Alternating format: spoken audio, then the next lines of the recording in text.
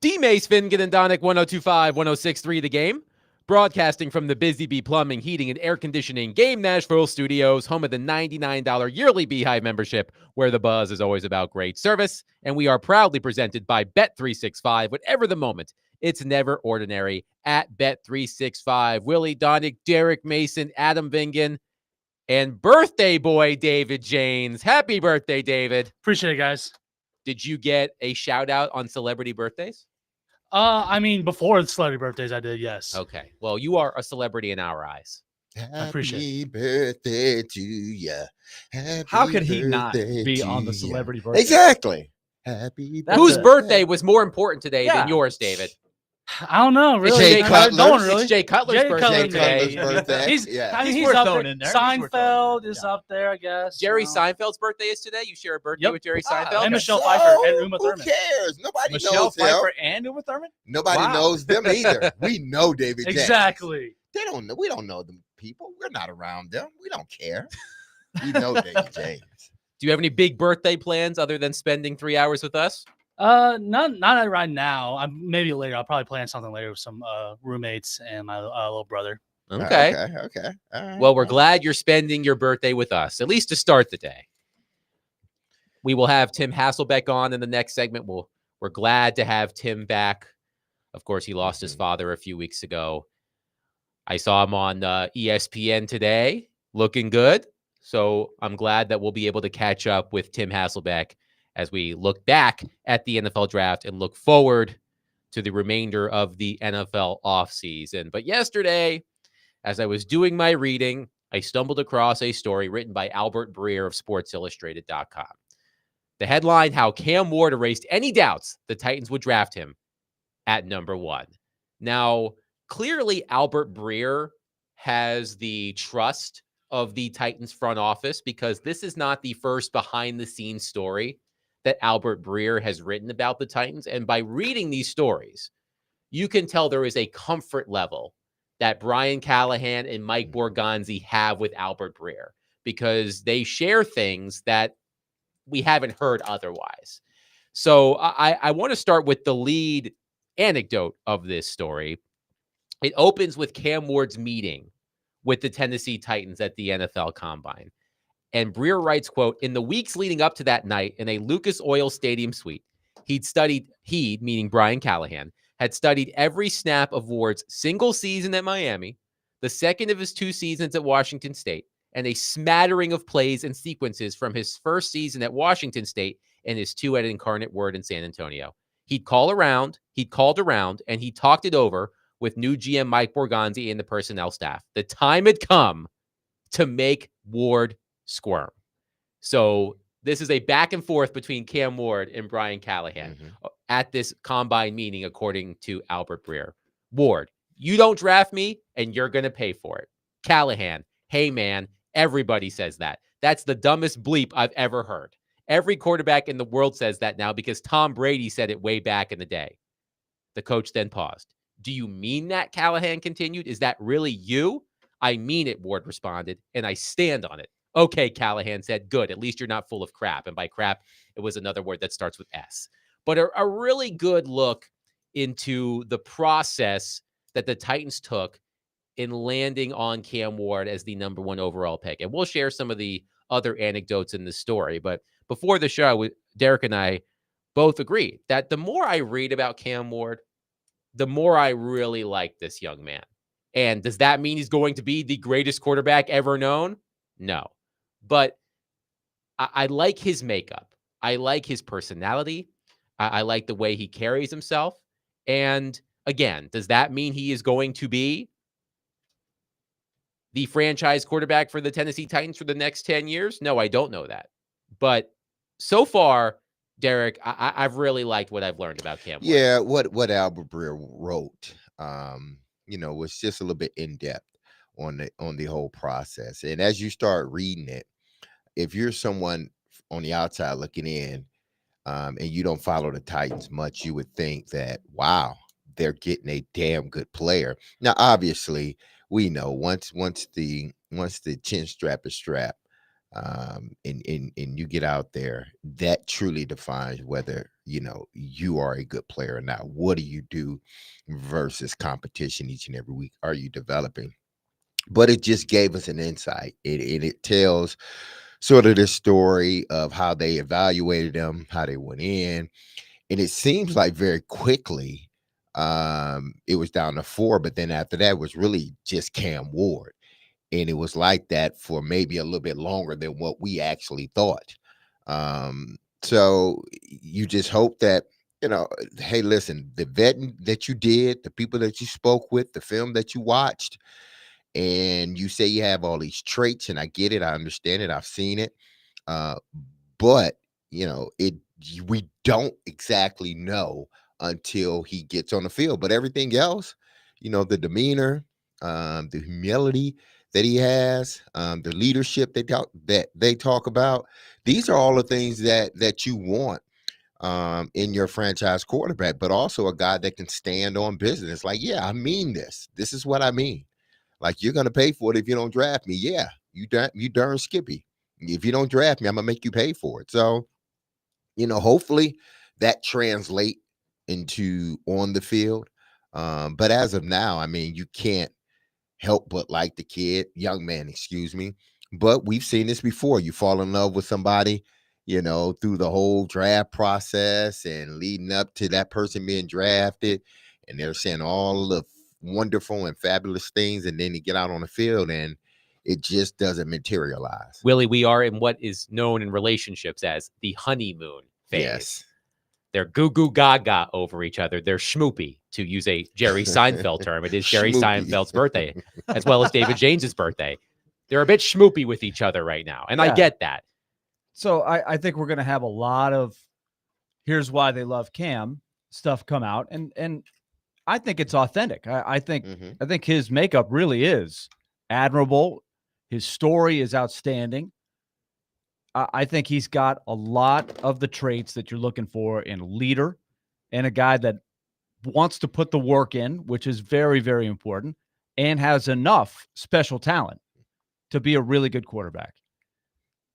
But I would warn you that there's been plenty of articles over the years. I bet you every first overall pick quarterback has had a piece written like this, where you go through and everybody justifies why they took so-and-so with the first pick. So I take it a little bit in stride. I think Albert Breer is an outstanding reporter. And like you said, he's done a lot of these. He did one on Will Levis last summer. He did. And it wasn't as glowing as this. It was pointing out the challenges with Will Levis, but it was a very positive article and very optimistic. And Callahan was right in the middle of it. Callahan has talked about it.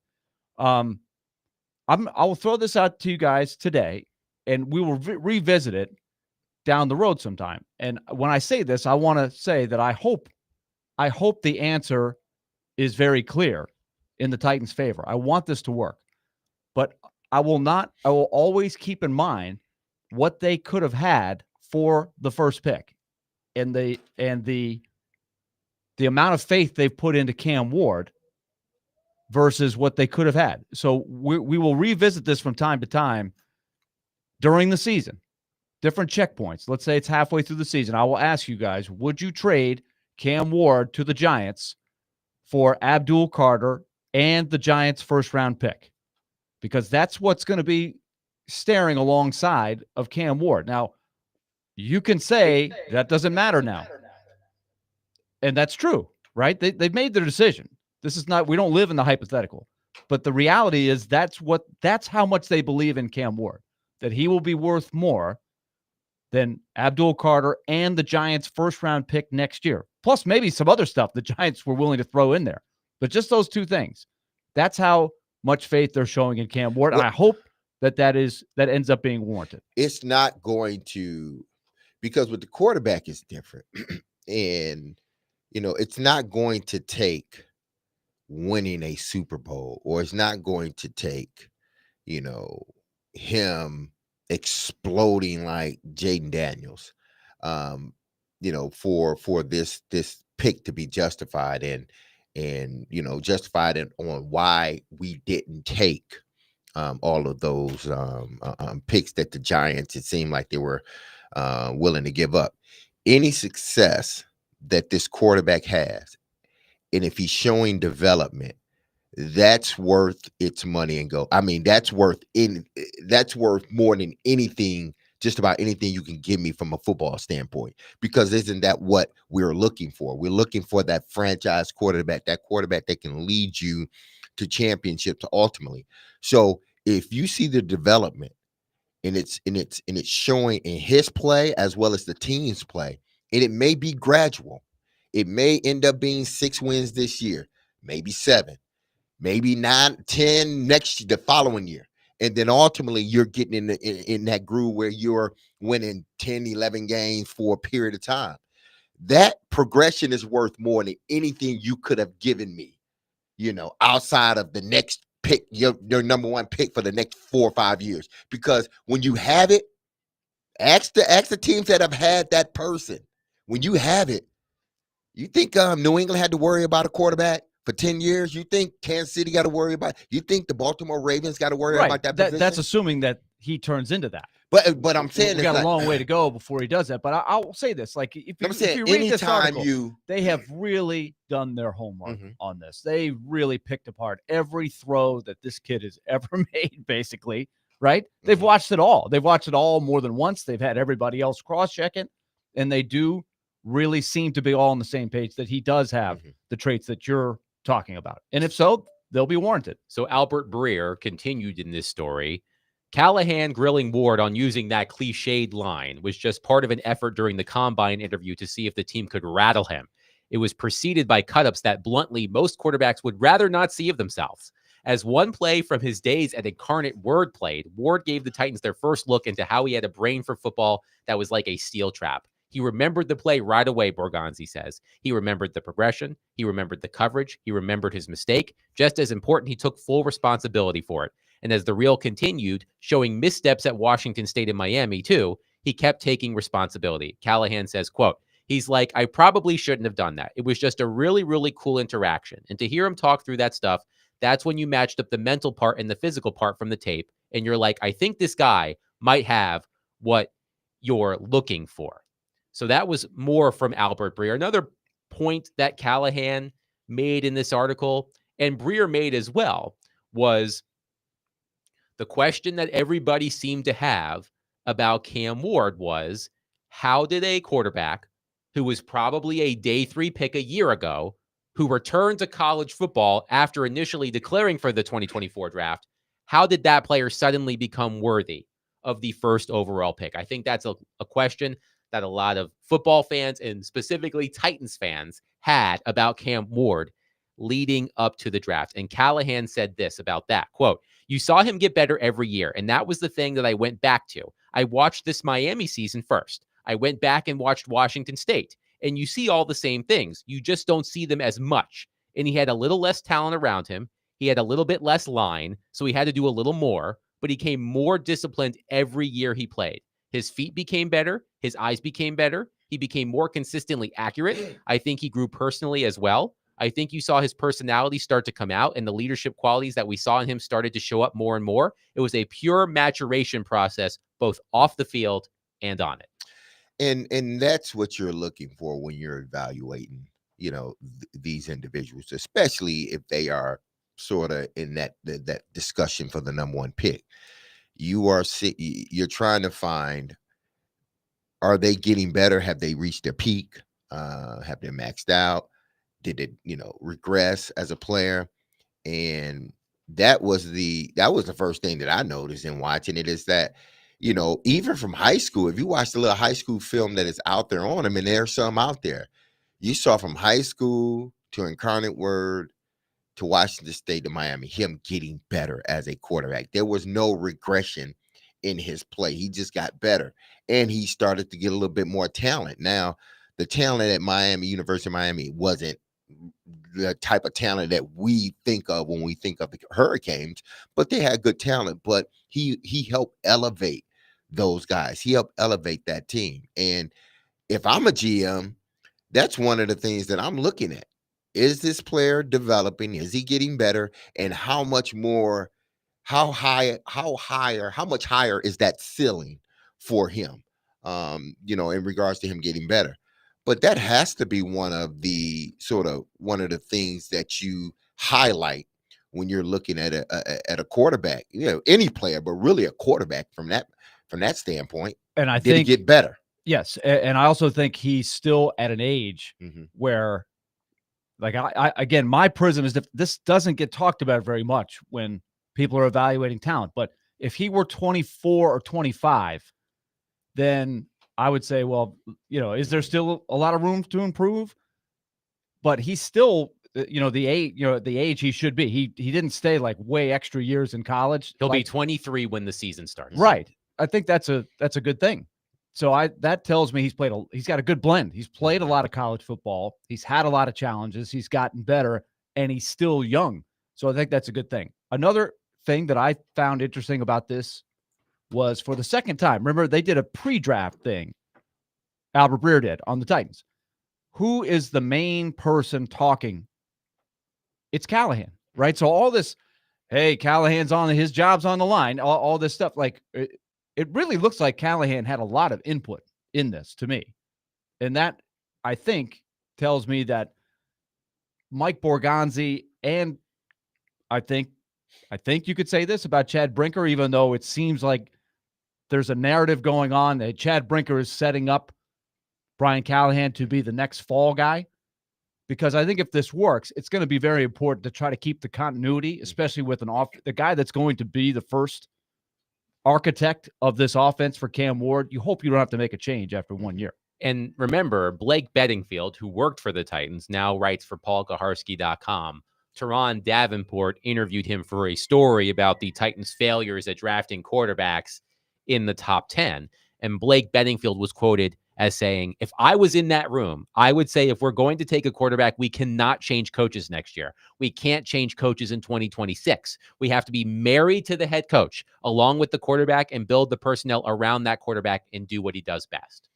I would say I would lean into that unless it was just a colossal failure. If it just, they win 2 or 3 games next year and it looks bad, then it's like, let's move on from them. But again, if he's showing, that the quarterback is developing and they're winning games, and they may not make the playoffs this year, but they're 7 games, 8 games, then you can't turn around and say, well, we didn't make the playoffs. So we're changing coaches. It wasn't enough for us record-wise, so we're changing coaches. No, you got to allow, if indeed the team is getting better, you got to allow that quarterback to continue to work with that offensive coordinator / head coach. I believe the Titans over-under win total is set at 5.5. So if the Titans outdo that, let's say they win 6 games, first of all, they'll outdo their projected win total, and they will double their wins from the season before. So even a 6-11 season, and if Cam Ward shows signs of development, I'm sure the Titans might see that as a success. And I could argue that winning 4 or 5 might be just as good if you can see the progress, because they need to pick high again next year. Nobody's Indeed, they do. 615-737-1025. You can call us. You can text us. Our phone and text lines are driven, as always, by WilsonCountyHyundai.com. Coming up next, Tim Hasselbeck, ESPN NFL analyst, will join us. We'll get his thoughts on the Titans draft class and more coming up next at 615-737-1025. A couple of announcements first. You can tune into 94.9 The Fan tonight as the Nashville Sounds take on Gwinnett. Pregame begins at 5:50 and the first pitch is at 6:05. Coverage is also available on the Game Nashville app and at theGameNashville.com. Sounds Baseball on 94.9 The Fan is presented by Twin Peaks and Family Leisure. Let me also tell you, it's time for the 4th annual 615 Open Charity Golf Tournament, benefiting Folds of Honor and presented by Gary Force Acura at Hermitage Golf Course on Thursday, May 29th. Sign up to play or sponsor at 615open.com.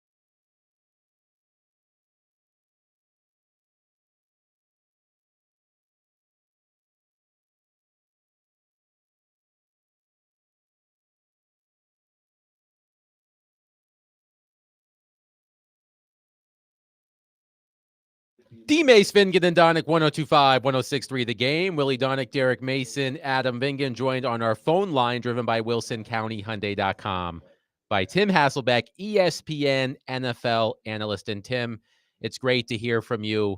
We want to offer our condolences on the passing of your father. I hope you and your family are doing well. Yeah, I appreciate you saying that. It is good to be back on with you guys, and I appreciate you guys reaching out over the last couple of weeks and everything. So not easy, but my dad loved football, so excited to be back on with you guys talking about it. Of course, and we are happy to have you back. So now that the NFL draft is behind us, you saw the players that the Titans brought in underneath Cam Ward, the players the Titans brought in free agency to bolster the offensive line. They signed Tyler Lockett on the eve of the draft to upgrade the receiving core. Altogether, Tim, do you feel that the Titans have done enough from a roster standpoint to put Cam Ward in the best position to succeed? I think, with on like the first swing of the hammer, yeah, I do, and I think that's the key. I think it's easy for people to be impatient and say like, okay, we're going to flip everything around in one season. And, and I think they do it because it's happened before. I mean, just look at Washington a year ago, right? So I think that, it's unrealistic to have the expectations that, one draft cycle, one free agency cycle, that everything changes. And next thing you know, you've got a rookie quarterback that, is leading your team, deep into the playoffs. So, I don't think it's fair to kind of say like, hey, yeah, like they've done that. But I do think, and I think there are a couple teams I would say something similar about, whether it's New England or whether it's, even the Dallas Cowboys for that matter, and then certainly the Tennessee Titans, to say, all right, you've taken a good step in the right direction to give your guys a chance. And I feel that way. I think that they've done that. So, look, they've addressed receiver. They've addressed the offensive line. I think their path was clear and known kind of throughout the process. And I think that's typically a good thing because, you don't start to waver from it and start, chasing every rabbit that you see. You basically say, okay, like we're going to draft a quarterback. We're going to try to start to build things, around him, put them in place prior to drafting him. And here we go. Let's make it happen. So I think in looking at it from that perspective, I think the evaluation of Cam Ward in year one, I think you can start to have a sense because some of the things that were put in place. There was speculation that the Titans might trade Will Levis during the draft. That didn't happen. And Mike Borgonzi said yesterday that he believes there's an advantage in keeping Levis in terms of the competitive spirit of the quarterback room, I guess you could phrase it. We saw one quarterback trade during the draft. Sam Howell was traded from Seattle to Minnesota for what was basically a fifth-round pick swap. And we were talking about this yesterday. If that's what Sam Howell's value is in a trade, what do you think Will Levis's value would be in a trade?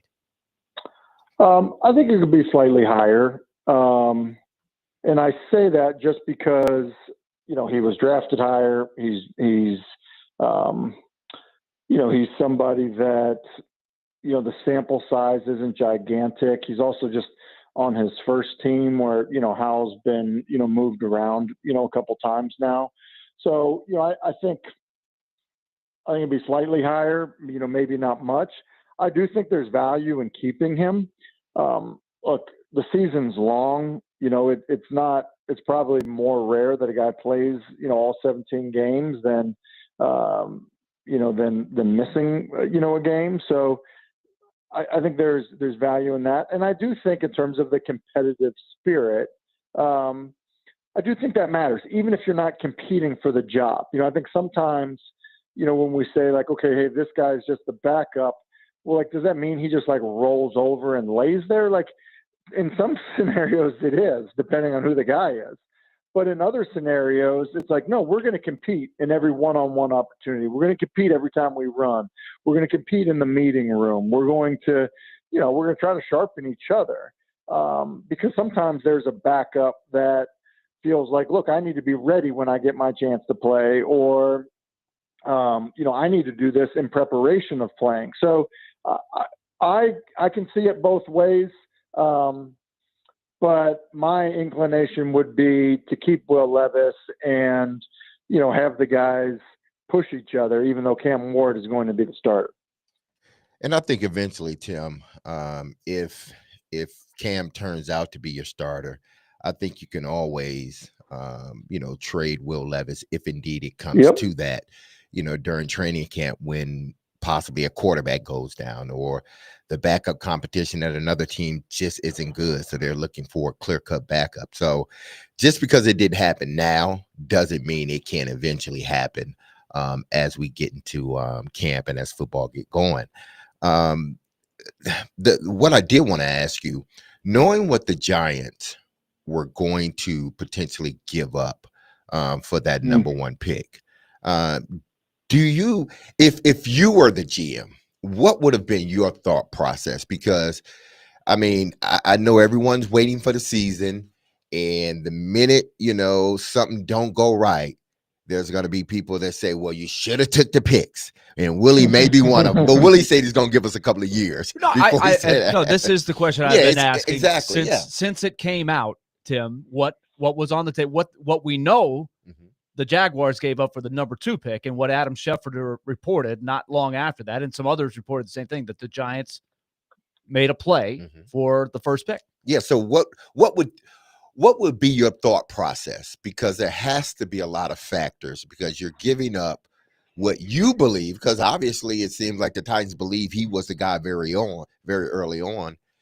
the guy that you believe is your franchise guy or can be that guy, or this option over here that's giving you this year, moving down 3 spots, you get next year's number 1 plus added to your number 1. That has to have your anxiety going up 100%. Yeah. And I think that, some of it depends, on the, how stable your footing is, in terms of the leadership of the organization, right? So, obviously a new general manager, you have, is that the first real move you want to make? You have a head coach, in his second year that, needs to get the team to play better. So to say, hey, we're going to move back, maybe not have a quarterback to select. And then, but it's great. We got picks for this year and next year and going forward, but like, who are you doing it for? Right. Like it comes down to, I think, the balance of that. If everybody was on the same page of like, okay, like, yeah, we're good to go ahead and do this, play Will Levis again. Maybe we win 4 games and hope to get a quarterback next year. Like, as long as everyone's on the same page that, no one's hitting the eject button on them, then I think that's like, look, that's the move to make for sure. But I would also say this, there's also this confirmation, I think, where you can say, let's pretend the Titans said Cam Ward, like we made no mystery about it because he's a franchise quarterback. Through our interview evaluation process, like he's a guy worthy of being the number 1 overall selection. And the Giants call offering you, a king's ransom for it. All that does is it confirms that you're not the only one that had this bad evaluation. And so, I think the conviction of that also can give you the confidence to say, no, we're going to draft him with the number 1 overall pick. We're going to build around him because that's what we've been building to this whole offseason. Now, with that being said, are you surprised they waited into the 4th round to start taking players that can directly impact Cam Ward, if indeed he becomes a starter on day 1? Are you surprised that they waited to the 4th round to go and get these guys? You're saying just because, they go defense, 2nd and 3rd round. Yeah. I mean, like yes and no. I think that there's so much money spent in scouting and evaluating players and grading players. And I've talked to guys, who have said like, oh, we had this need at receiver, but we took the defensive end because like he was far and away our highest rated player.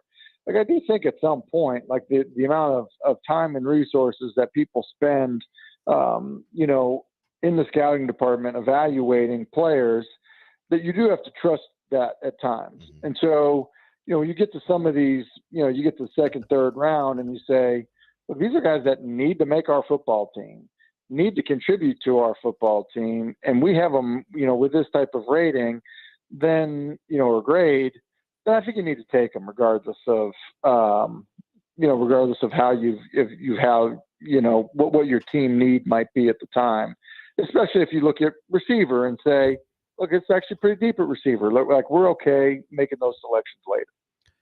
Tim, do you think Aaron Rodgers will be the Steelers quarterback? I do. And here's what I said this morning on Get Up, and I think it's true. And I think D Mace would co-sign this for me. When you're 40 years old, Yes. if you're done playing football, you don't put cleats on and go work out. Like you get on the elliptical machine and do the executive workout if you're done playing football. Like you go to wherever, Orange Theory or Soul Cycle, or you do a Peloton. You don't do it. Like I've seen D Mace on the Percy Warner steps. Like I've never seen D Mace with cleats, you know, change direction. Yes. Like it just, you don't do it. Like you don't go throw at UCLA Yeah, with you're right. DK Metcalf at 40 years old if you're done. Like you don't do that. So I think that's the signal. It's the same way I felt about Favre when he would throw. It was like, guys, if he's throwing, he's playing. And I think about Aaron, and I think that there's probably like a conversation that was had. Like I'm not reporting this, but a conversation that was had between he and the Steelers to say, hey, look, I want to still play football, but I'm not going to join you before the draft to have you take a guy in the first or second round. Like I'm not going to do that. So let's let the dust settle on the draft. You guys don't take a quarterback high. Like, you know, let's catch back up around minicamp. All right. So let's say you're in the Browns. Let's say you're the quarterback coach of the Browns. And we know, let's take Deshaun Watson out of the mix, but sorting through the four guys, they all have interesting stories, right? And you could probably make the argument any of the four could end up playing significant time. And it's the Browns, right? They've had a million quarterbacks since they came back. So how would you begin to sort out what you've got there? Yeah, I mean, I think what you have is, you know, you have an opening day starter and a 40-year-old quarterback that has not played a complete game since complete season since 2017. So, like, your opening day starter is going to be Joe Flacco, you know, assuming he's healthy, but he's not going to make it through the year. He hasn't done it in 7 seasons. So, you know, the idea that you go, okay, and we're definitely going to move on from Kenny Pickett. Like, I don't know that you can do that. Kenny Pickett's a first-round draft pick from 2022.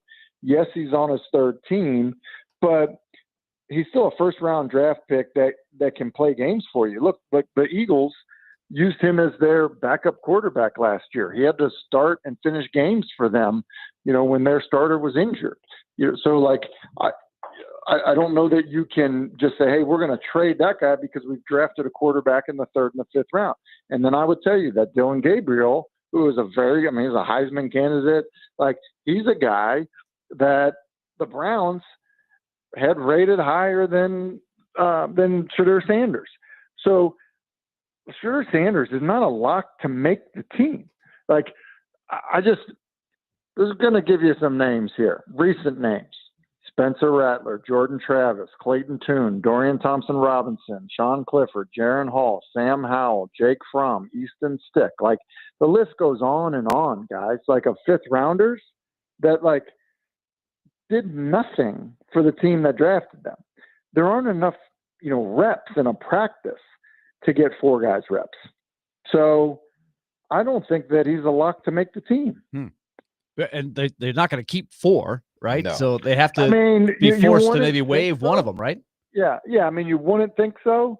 You know, like, people have done it. Like, look, Brady, you know, survived because New England kept 4, you know, way back when. It was, you know, Bledsoe, Heward, Michael Bishop, and Brady, you know. So, like, can people do it? Yeah, sure. People can do it. But you better stay healthy at other spots. And it's not a guarantee that he makes the team. It's not. And I just think that people kind of need to, as they talk about him, like understand the reality of, look, I've been the fourth quarterback in camps before. You don't get reps. Like you'll watch a 14-play 7-on-7 period and get 0 reps or get 1 rep. You do the same thing in a team period. You'll have preseason games where you don't play at all. So, I don't, and by the way, the guy that they drafted 2 rounds in front of him, they want to see what he can do too. So I'm not sure how much work he's even going to get. Tim Hasselbeck, ESPN NFL analyst, joining us on D. Mace, Vingan, and Donick as he does every Tuesday. Tim, it was great to hear from you. Great stuff as always. We'll talk next week. Sounds good. See you, fellas. Tim Hasselbeck, a lot of interesting stuff from Tim as always. 615-737-1025.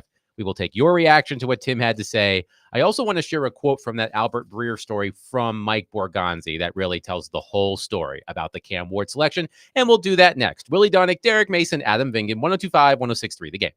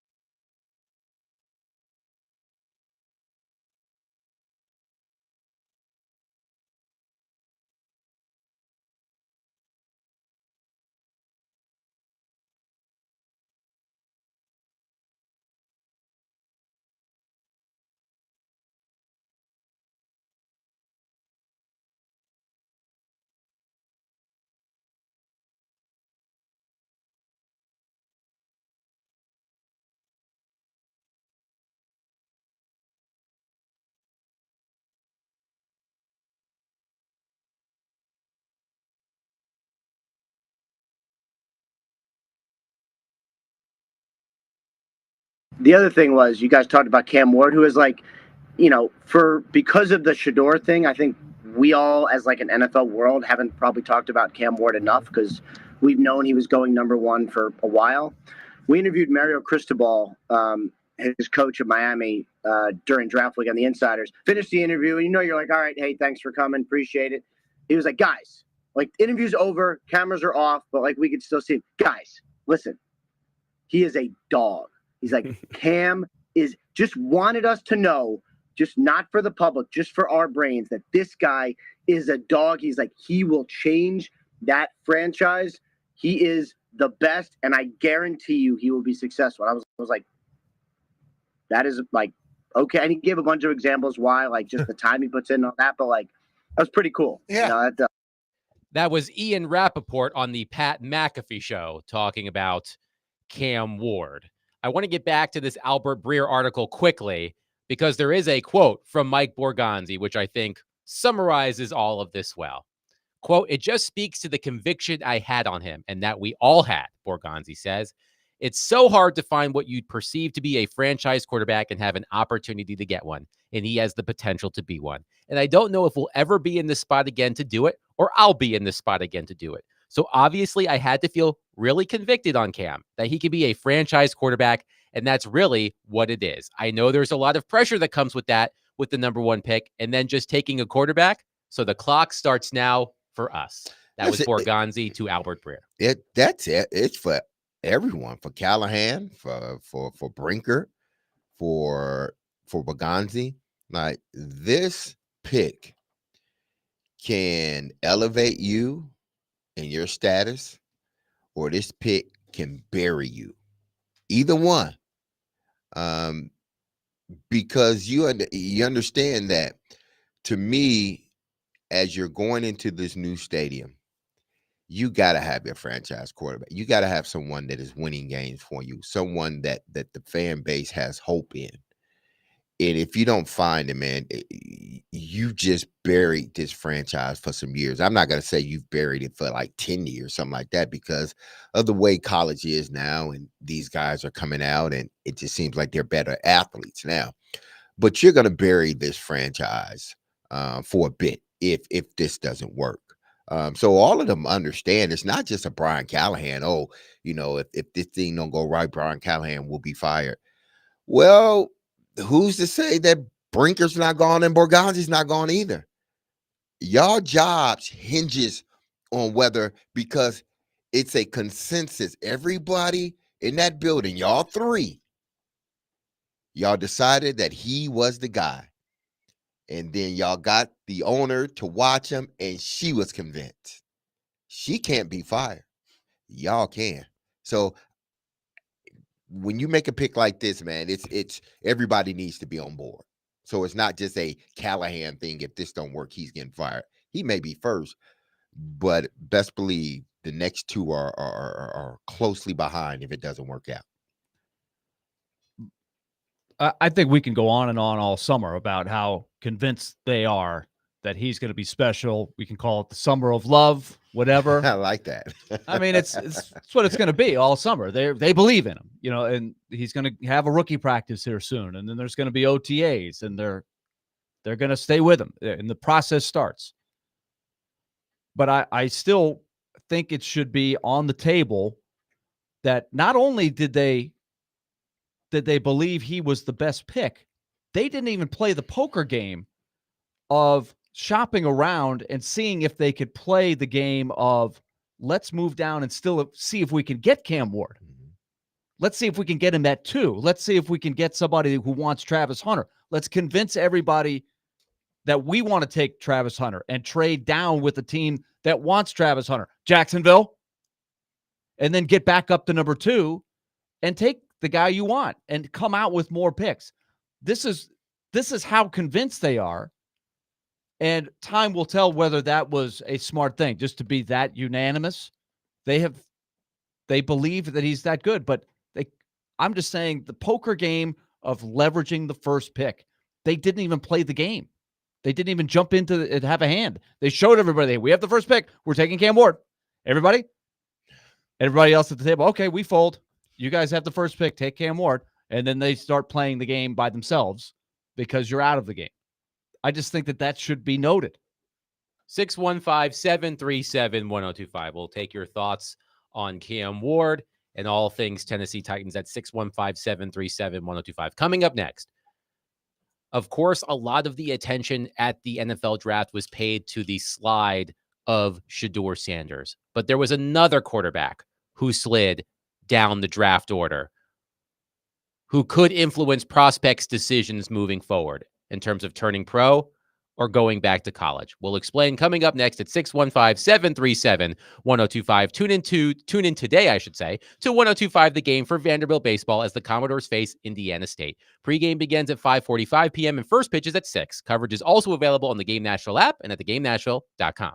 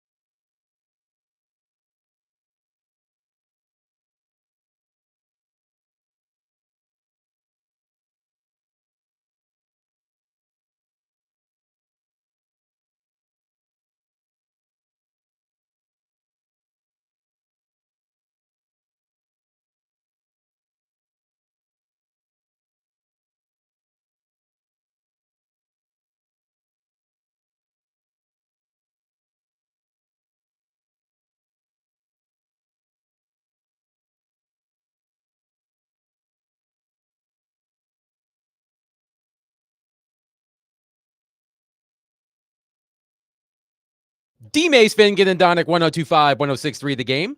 Broadcasting from the Busy Bee Plumbing, Heating, and Air Conditioning Game Nashville studios, home of the $99 yearly Beehive membership, where the buzz is always about great service. And we are proudly presented by Bet365. Whatever the moment, it's never ordinary at Bet365. Willie Donick, Derek Mason, Adam Vingan here with you. Understandably, a lot of the attention at the NFL draft on day 2 and 3, and really day 1, the entire NFL draft, was on Shedeur Sanders and how Shedeur Sanders plummeted to the 5th round. But there was another quarterback who had quite a slide, and that was Quinn Ewers. Quinn Ewers, of course, out of Texas, was a 7th round pick in the NFL draft. He went number 231 overall. That's Brock Purdy territory there. He was the 13th quarterback taken in the draft, behind the likes of Riley Leonard out of Notre Dame, Graham Mertz out of Florida, someone named Cam Miller out of North Dakota State, and Curtis Rourke out of Indiana. Quinn Ewers was the final quarterback taken in the 2025 NFL draft. And I read an interesting story on The Athletic with the headline, "Will Quinn Ewers' 7th round slide influence prospects' decision to go pro or take NIL money?" And then in addition to that, I read a story from Nicole Auerbach of NBC Sports. And she writes this, quote, "The number 231 draft slot is estimated to have a value of $4.3 million over 4 years. $4.3 million over 4 years. It's possible Ewers could have commanded a deal to earn $4 million or more as a transfer in just 1 season. Had he entered the portal back in December with so many blue blood programs searching for new starting quarterbacks, it's quite possible he would have cleared the $4 million benchmark set by a less accomplished quarterback, Carson Beck." So my question to the two of you is, well, the question that's presented in the headline on The Athletic: will Quinn Ewers' slide, Willie, influence prospects' decisions to go pro or to take NIL money? I quite honestly, I'm really surprised that, because there was a time for him to evaluate and then decide to come back, much like Cam Ward, right? Cam Ward went into the draft last year and then paused and said, okay, this is the information I'm getting. Here is the offer I have at Miami. Let's go to Miami and improve the stock. I'm a little surprised that Ewers didn't do that and still dove in to see this happen. And Quinn Ewers has an interesting background. It's almost the opposite of Cam Ward when you look back through the timeline, because he was an incredibly high touted. Yes, a highly celebrated prospect. The highest of the high. Like, we know how much hype and how many sites there are that evaluate high school talent now. He might be the number 1 ever, is what I've been reading. Like, I didn't follow any of it, but that's what you were hearing. And he goes to Ohio State, transfers to Texas. So he's made some money along the way. And so maybe he was just tired of playing college football and he wants to cast his lot there. But I was surprised. But to me, this is a really interesting story because it hasn't really been talked about a lot. We've talked so much about the other guys. The slide of Quinn Ewers down, that's a pretty big story. Yeah, it is. That's the reason why I think guys like, you look at Carson Beck. Right, because remember, Carson Beck, Derek, we did this exercise a couple of weeks ago. We went back and looked at the way too early mock drafts, which, by the way, I've already seen a couple of those today for 2026. So get excited about the 2026 NFL draft, everybody. But we went back and looked at the way too early 2025. And Carson Beck, I believe on ESPN's way too early mock draft, Carson Beck was the number 1 pick entering the college football season, according to at least one mock draft.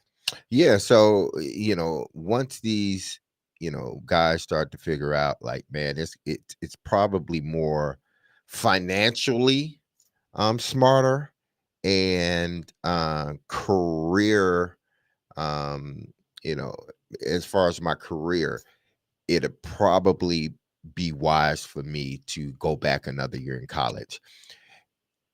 I think it makes it one of those decisions that are easier now because of the money. Maybe Quinn Ewers felt he couldn't go back to Texas. So how many teams were going to, be willing to give up that kind of money for a guy that has dealt with the injuries that he's dealt with? And listen, he wasn't, he wasn't like the best quarterback in the country, but like you said, he still was going to command some money moving forward to another school. But he just felt that he would rather take his chances in the NFL. Like Willie said, he probably just got tired of being in college. And because every year he did. Or he got some develop. bad information. Yeah, bad information. Maybe. But every year it seemed like he developed as And he would a have had to quarterback. leave Texas because it's Arch Yeah. Manning time Yeah, in Texas. Yeah, but, he had but to leave imagine him Texas. being the number one free agent on No, the college absolutely. market. Of Like course. he could have commanded. He could have gotten some big competition, multiple offers. But and then, But I know it's hard to think about this now with the way we talk about the portal and all of the stuff we talked about with Nico Iamaleava. But maybe Quinn Ewers said, I love Texas and I don't want to go anywhere but Texas. And if my choice is transferring out of Texas or going pro, I'd rather go pro. I mean, that would be going against the grain of what Yes. most college players do now, especially those that have representation. I don't think that's what the representation would have told them to do. And this was coming out. Remember, this was coming out during the playoff run. Mhm. Texas made a run. They won some games in the playoffs. And this was seeping out that, hey, the next year, Arch Manning's going to be the guy. Mhm. There were reports. We could probably go back and find them. So-and-so has already offered Quinn Ewers X amount of dollars to he were to jump into the portal. Mhm. And that probably was some sort of disruption to Texas, or it had to be at least hard to distinguish that noise and focus on trying to win a national championship if you're Quinn Ewers. But I wonder, with all of that swirling around, what were the people around him, his inner circle, telling him? Yeah, Quinn, jump in there. You'll go up the board. You'll end up being, because he was never really on the radar. It was always Cam Ward, Shedeur Sanders, and then you started to hear a little bit about Jackson Dart, etc. But Quinn Ewers was never getting any momentum at any point of the pre-draft analysis we're flooded with information, and nobody was talking about Quinn Ewers. Pete Nakos of On3 reported in December. This is a tweet from On3. Tampering Right. So this would be during the playoff. Yes, right? December 31st. Tweet was from December 31st, 2024.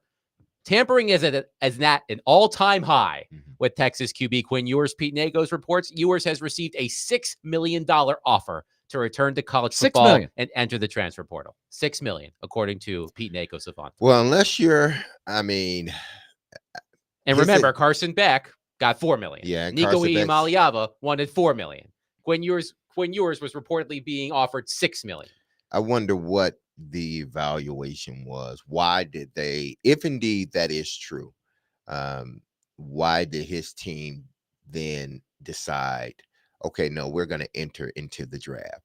Because they had to know early on that he was one, that this wasn't considered, a great quarterback class. And out of this class that wasn't considered a really good class, he didn't fall within the top 4 of the class.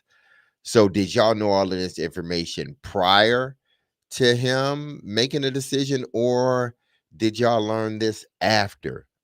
Because that has to be a determining factor whether, if I'm perceived to be a 5th round pick. Now, if it has something to do with his age, then okay, but he just turned 22 years old.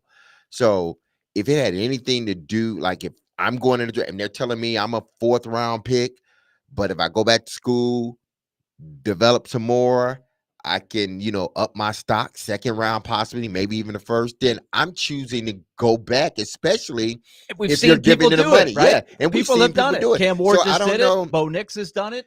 And I think you're going to see more athletes choosing to do what Quinn Ewers. And listen, he probably felt this was the best role for him, because you come back another year, you're a year older, and who's to say you're going to be one of the top quarterbacks anyway?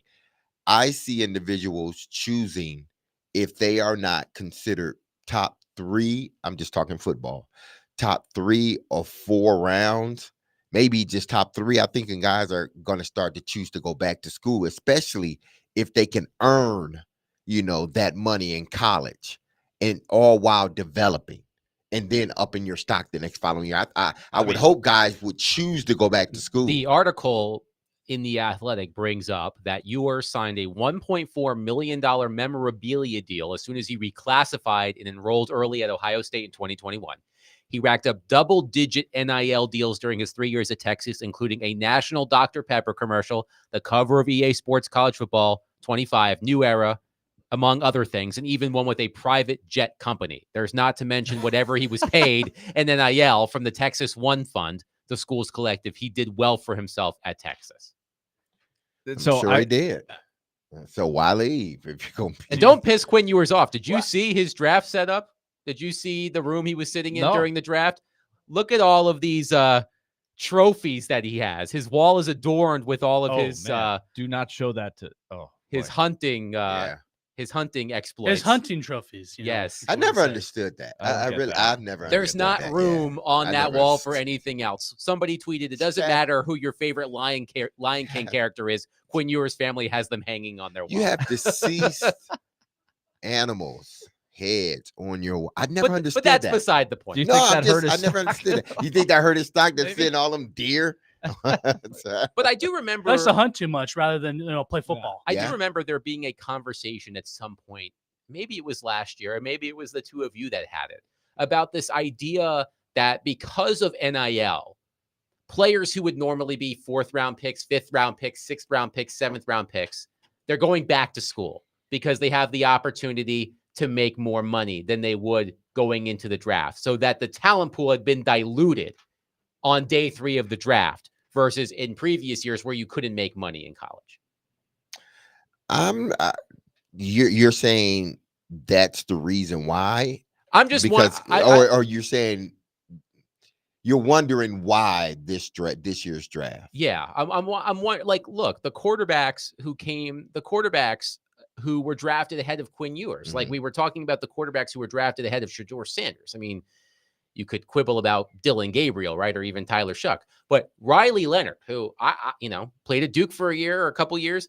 I like Riley Leonard. I don't know if he's a better quarterback than Quinn Ewers. There was a quarterback from North Dakota State who I had never heard of before the other day, who went ahead of Quinn Ewers. Graham Mertz out of Florida went before Quinn Ewers. I just find it fascinating that his stock dropped, but I'm just wondering about the overall talent pool with NIL and the ability to go back to school versus I'm going to go in the draft and maybe I'll be a 7th round pick and I'll make $4 million over 4 years versus going back to college and making $4 million in 1 year. But imagine your Quinn Ewers, Mhm. unless he surprises people Mhm. as a pro quarterback, it will be probably a fact that he made the maximum he will ever make in his life from ages 18 through whatever he is now, Right, 22, so- and passed up on Right. another year to Mhm. cash in So he's to become a pro where he's going to make the league minimum Mhm. if he makes the roster, and he's not a guarantee. When you're a 7th round pick, you're not guaranteed to make the roster. So he was drafted by the Dolphins. I should probably mention that. I don't think I mentioned that. He was drafted by the Dolphins in the 7th round. So Tua is their entrenched starter, although Tua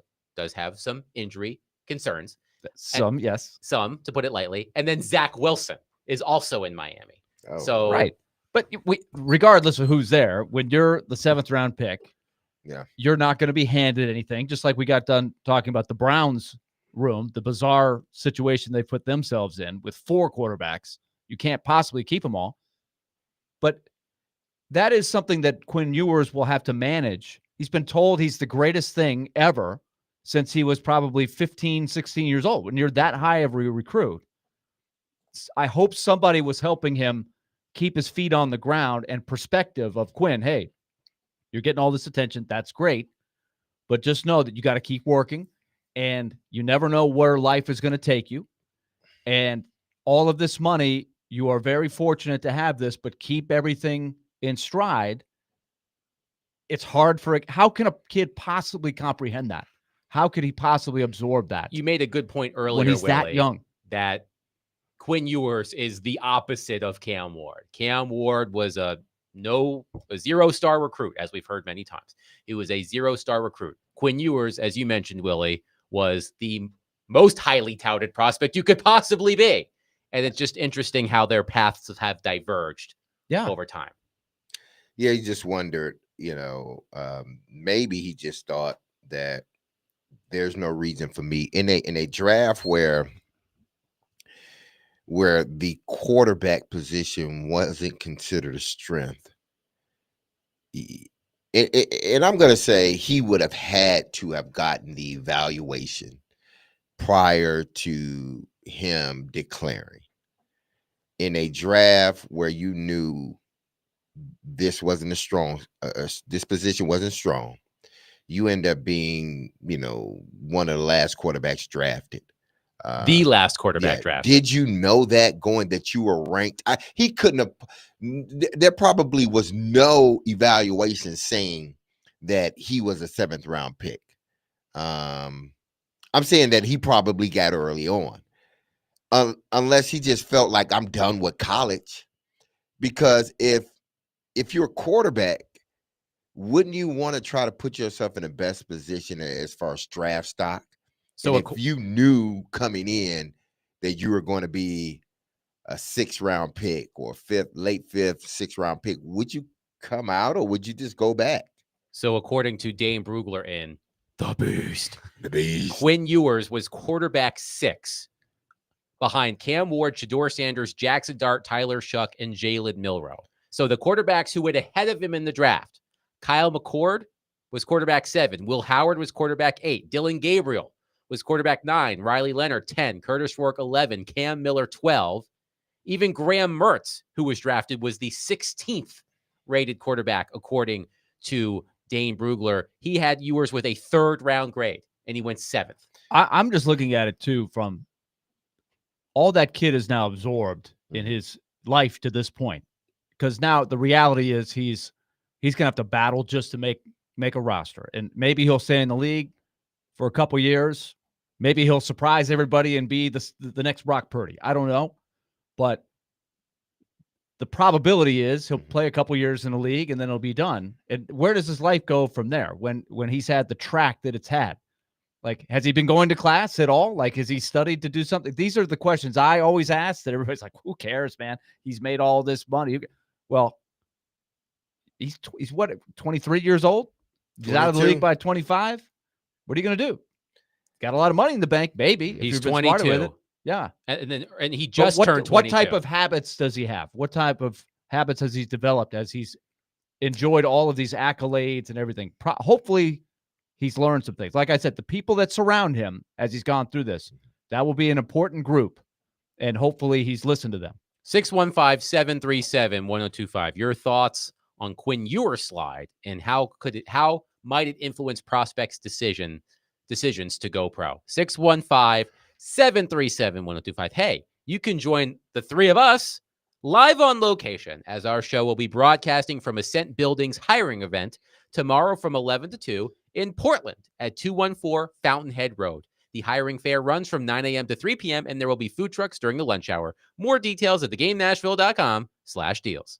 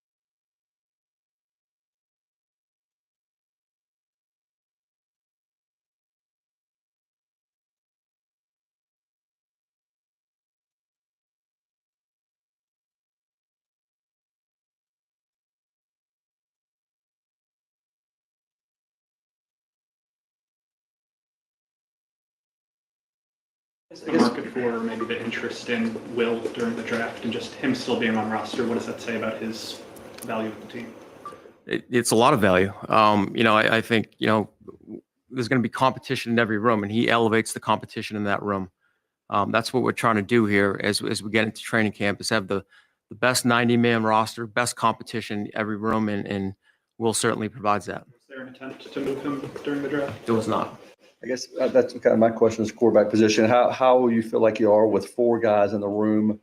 How much you looking forward to just seeing how things kind of play out as we get closer to the season? Yeah, that'll it's a great room we have right now with those 4 guys. That'll be up to Brian and his staff in terms of reps and as we go through the off season and get into training camp.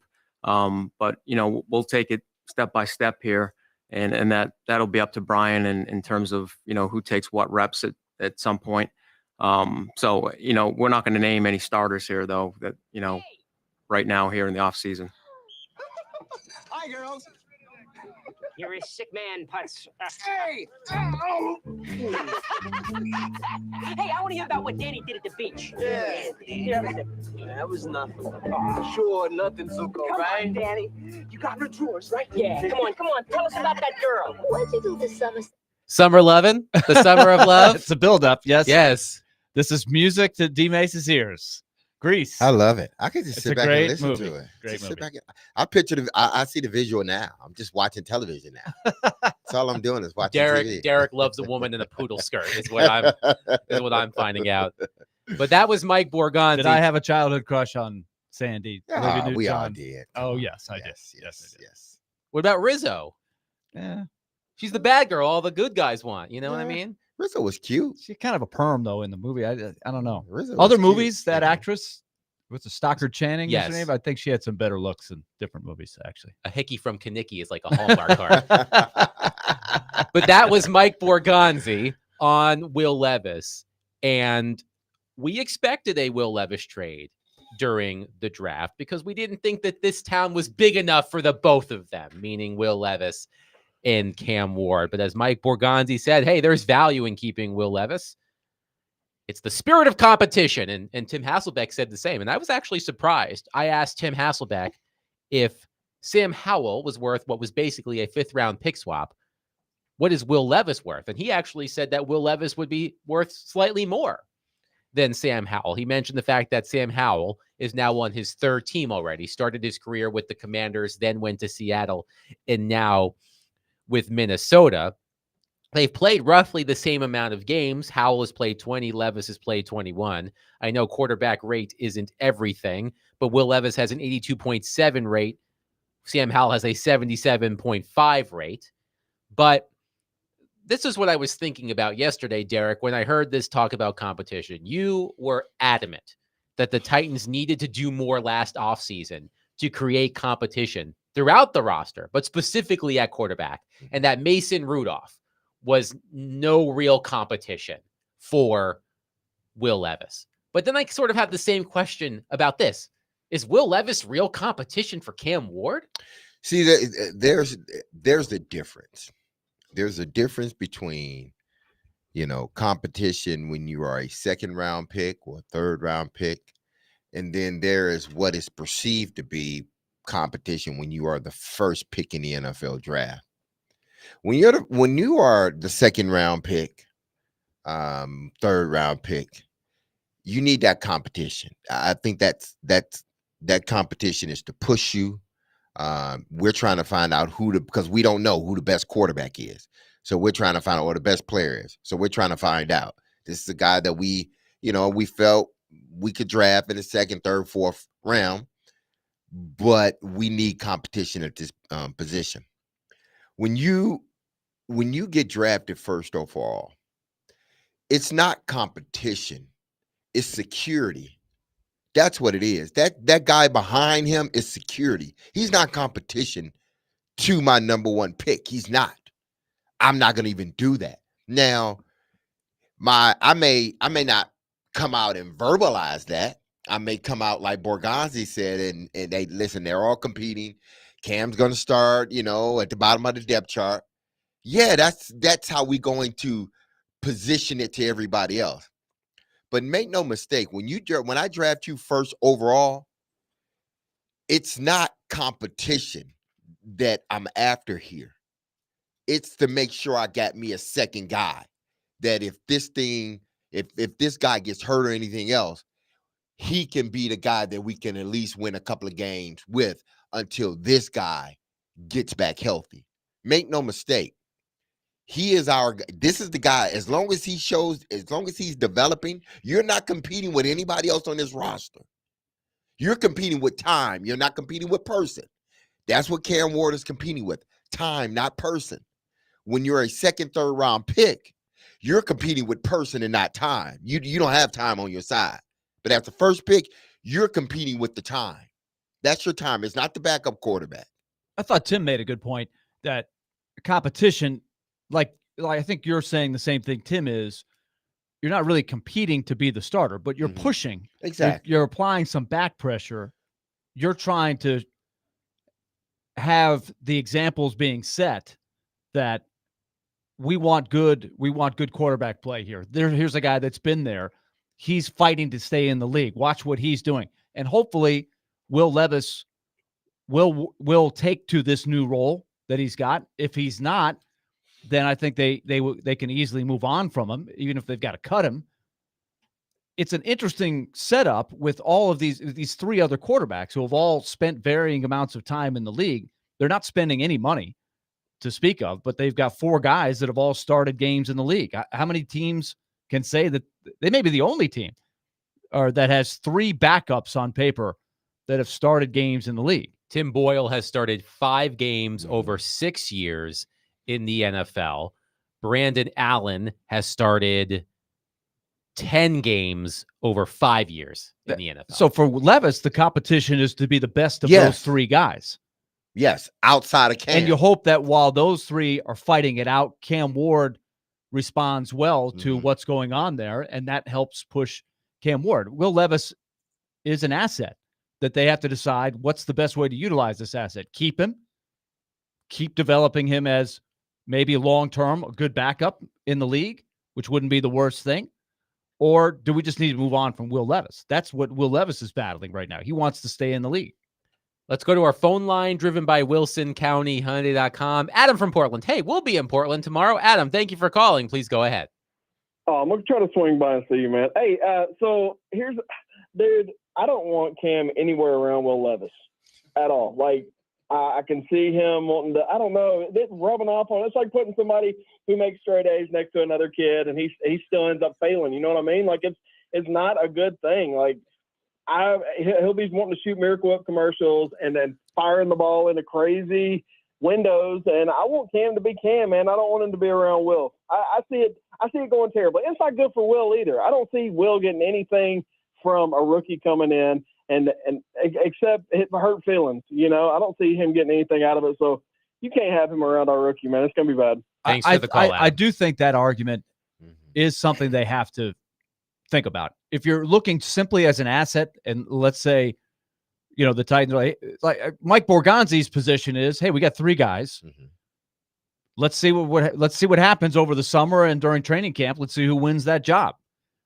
But I do think the history of Will Levis is a factor that you do have to consider. I'm not going to be as harsh as our caller was right there, but I think you could argue that it might be best for Will Levis to have a fresh start somewhere else, and best for the Titans to not have that energy in there at all. Especially from Clarksville, especially by if they the way, like Willie. Brandon Allen. They hired, or they signed Brandon Allen for a reason, right?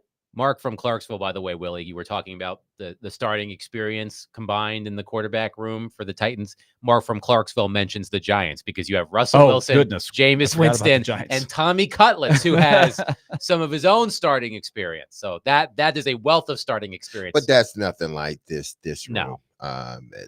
That room is totally opposite of what this room is. This room is, and you could throw Jackson Dart. He doesn't have starting experience, but he's in that room. But it's this similar. room is everybody's competing to make Cam Ward better. That's what this room is doing. Cam Ward is there to absorb, to learn his playbook. And again, time is what he's competing with. How quickly can we get him, up to speed as a quarterback? This isn't about Will Levis. This isn't about Brandon Allen or Boyle. This isn't about those three guys. It's about, us getting Cam Ward up to speed as quickly as we can, getting him to develop as quickly as we can. Y'all three are competing for the backup role, and hopefully that strengthens, the room as a whole. But make no mistake, y'all are not competing with Cam Ward. Y'all are competing in the perfect world, because these quarterbacks understand it. In the perfect world, yeah, they're all competing, and the best player will end up being a quarterback. But they understand in this world, which isn't perfect, when you're drafted number 1 overall, everybody else is competing to be number 2. Cam is learning from them as he goes, but best believe he's only competing with time. How quickly can we get you, no question, to a point where you're comfortable in what we're running and you're doing it at a high level? So you are just competing with time. Those other three, now y'all competing for a backup role. Now it will strengthen our room if this competition goes to the end. But make no mistake, y'all not competing with Cam Ward. I agree 100%. That's what they should do. It's interesting, though, what Tim pointed out of the reps when you have 4 guys. It's very hard to get 4 guys reps. He said you can't do it. That's why Cam Ward will get the reps. Well, he's going to get the number 1 reps. Yeah. The competition for 2, 3, and 4, that's very complicated. And they can't, how are they going to do it? I don't know. But this also goes back to the development of Will Levis. Mike Vrabel started Will Levis as the number 3 guy behind Malik Willis and Ryan Tannehill. Will Levis, his rookie year, didn't get a whole lot of reps at all. And so next thing you know, in the middle of the season, he's starting. So they certainly didn't do for Will Levis what they're going to do and should do with Cam Ward.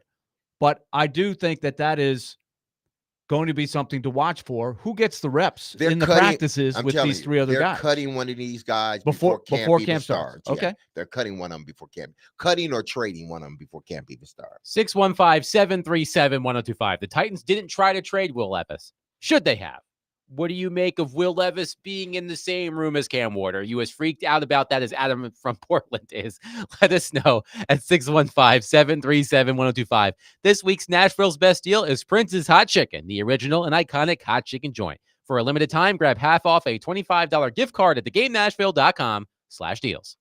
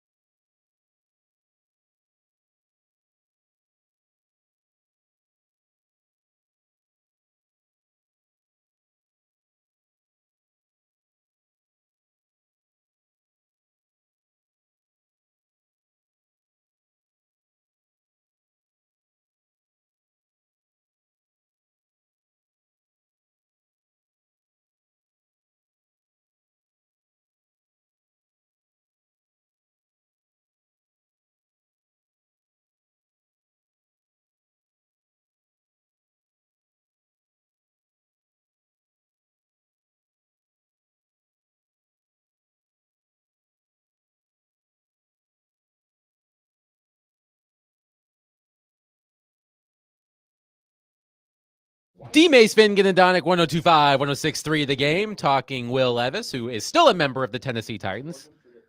Skylar on our text line, driven by WilsonCountyHundy.com, says Brian Callahan is going to let Levis run drills first and then look at Cam and say, this is what you don't ever do, Cam. Okay.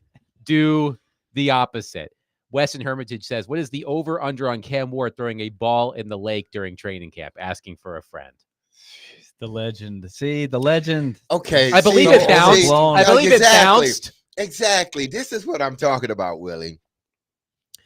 This narrative, people push a narrative that sometimes ain't true with just about anything. But the whole ball in the lake, it's an urban myth. It's an urban myth, people. He didn't throw the ball Into the the lake. It hit inside the gate and then bounced over, Right. or in between, And however it We need to get the Mythbusters crew out And here. if you've to ever been to recreate that this. field, which we've all Exactly. been to many times, that fence, He didn't throw it. the in fence lake. is very close to the back of the end zone. Exactly. He didn't throw it to the lake. Okay. So if he threw it into the lake over the fence, that would be a pretty bad Yes. throw. But a ball can absolutely land near the back of the end zone and bounce over the fence, which is what happened. Yes. Robert is in Smyrna on our phone line, driven by WilsonCountyHundy.com. Robert, thank you for waiting. Please go ahead. Hey guys, appreciate y'all. How y'all doing today? Good. Doing good. Hey, my first question is, like we had, I don't know how Ewers dropped the 7th round, but I guess it's his attitude. I don't know. But my first question is, like Cam was drafted first, and then I think was Jackson Dart drafted in the first round. Yes, he was. Yeah.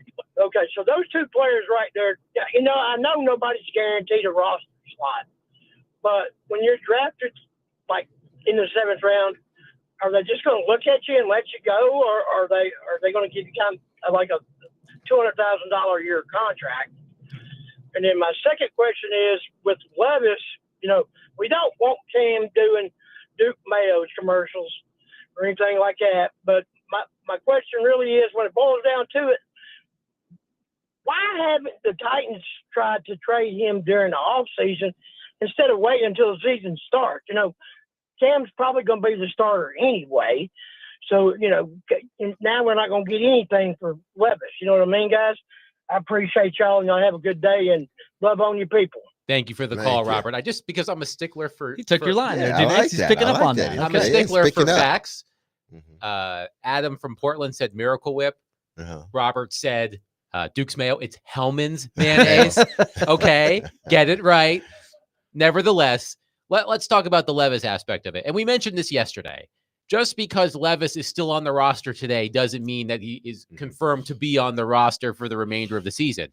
Malik Willis was traded at the end of August. Now, it was only for a 7th round pick, and then Malik Willis came in here and opened the can of whoop tushy on you early in the season with the Green Bay Packers. But it's possible that Will Levis could still be traded if there is a camp injury. If a quarterback goes down on another team, Will Levis has a solid camp.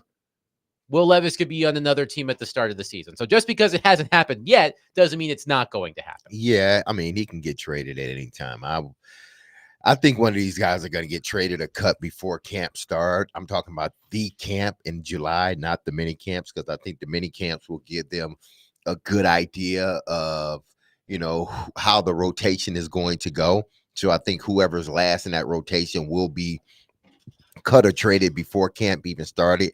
And then one of them may be traded once they get into camp.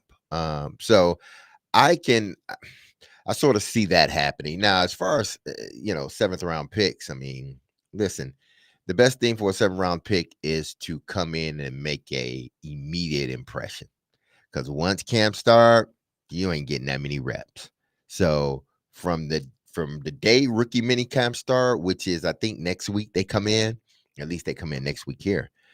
From that day until however long you're there, you need to they need to notice you in a good way every practice, because when you're a 7th round pick, 6th round pick, 5th round pick, 4th round pick, they tend to forget about you very quickly, even if they're thinking about you in the first place at all. But if you are not showing them something they can talk about good each and every day, That's the only way you're gonna, get to a point where you're even getting to Camp One and then making it through camp. I know that, Willie. I know that we do not concern ourselves with the daily goings on of the Miami Dolphins, but I do think that's an interesting group of quarterbacks. We talked about the group of quarterbacks here. We mentioned the group of quarterbacks in Cleveland, which is the odd couple, the odd quintuple. Would that be 5? The odd quintuple. The group in New York, the group in Miami is interesting too. You have Tua Tagovailoa, who has a big money contract but hasn't been able to stay healthy. You have Zach Wilson, who tried to rehab his image, being like the third string quarterback maybe for the Denver Broncos. And now you have Quinn Ewers. It's an interesting mix in Miami in terms of the quarterbacks. It is. And it reminds me of something I read, and it had to do with where Shedeur goes from here. And the article talked about the approach that the backup has to have. And I think about Will Levis a lot in these terms.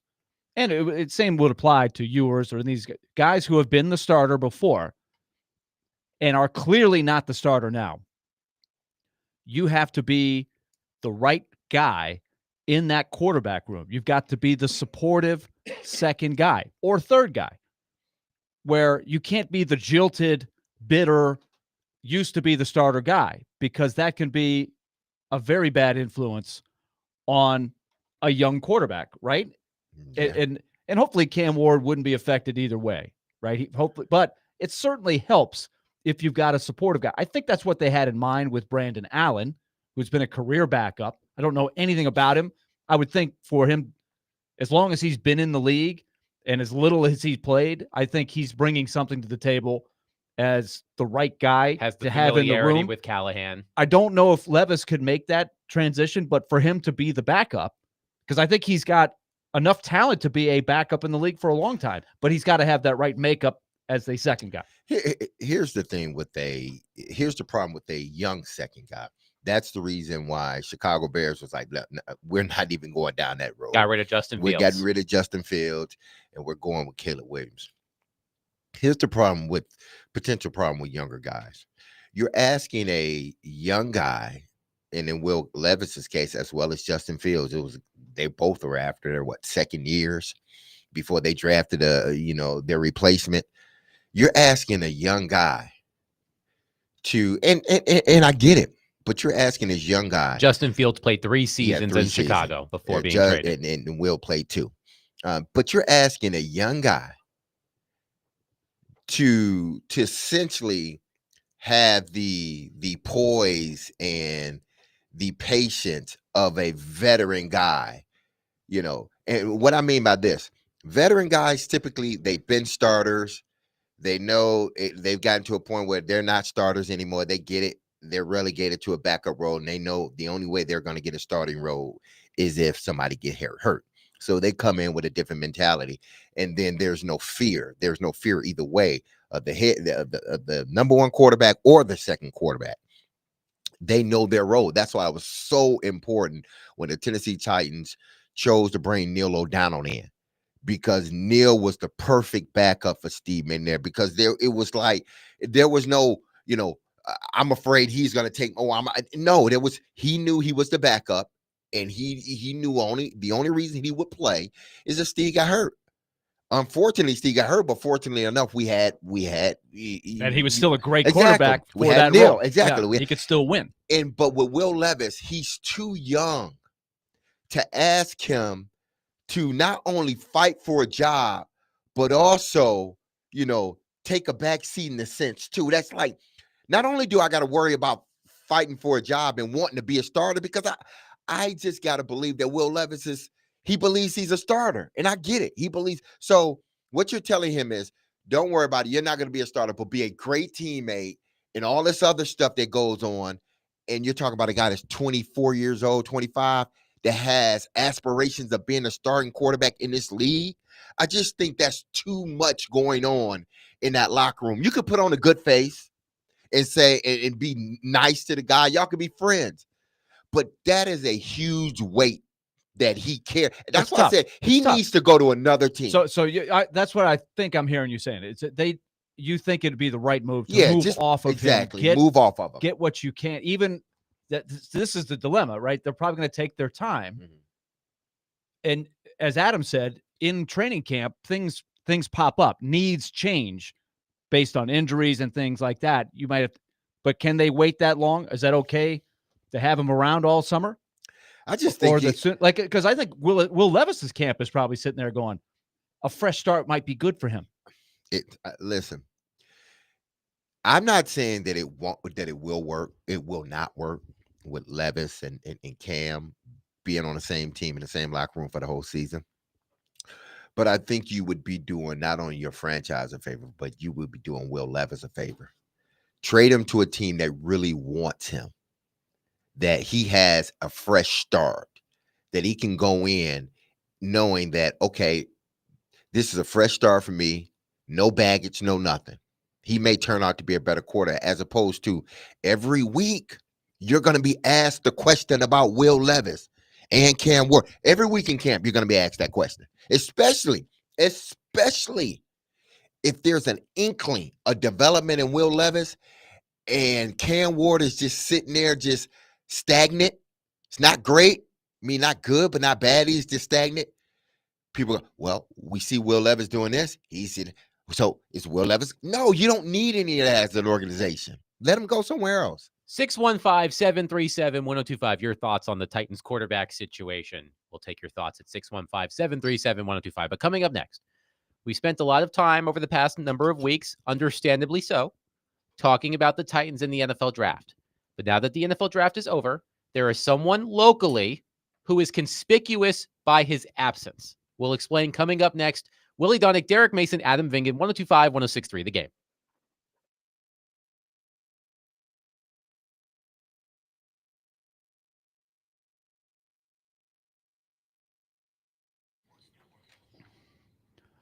All right, let's talk Loan Pronto. If your monthly bills are keeping you up at night, are just causing a little bit of stress, if you're worried about your finances in these crazy times, I've got something you need to look into. It's Loan Pronto. If you're like a lot of people out there, you may have racked up some bills, maybe some debt on the credit card, maybe it's a bad interest rate, maybe it's a car payment, and the monthly payments are not really making a dent. You're just kind of spinning your wheels. Call Loan Pronto. If you own a home, you have a super easy way to get tens or even hundreds of $1,000s in cash. So Loan Pronto has options for helping you tap into your home's equity. Get the cash you need. Knock out that credit card payment. Knock out that car payment and be on better financial footing. Most homeowners who do this end up wiping out all of the credit card debt and cutting their monthly expenses by $1,000. So you don't have to keep stressing. Call Loan Pronto right now for fast debt relief. 615-499-5780 or loanpronto.com. 615-499-5780 or loanpronto.com. Equal housing lender, NMLS 166-1781, subject to lender approval, NMLS consumeraccess.org.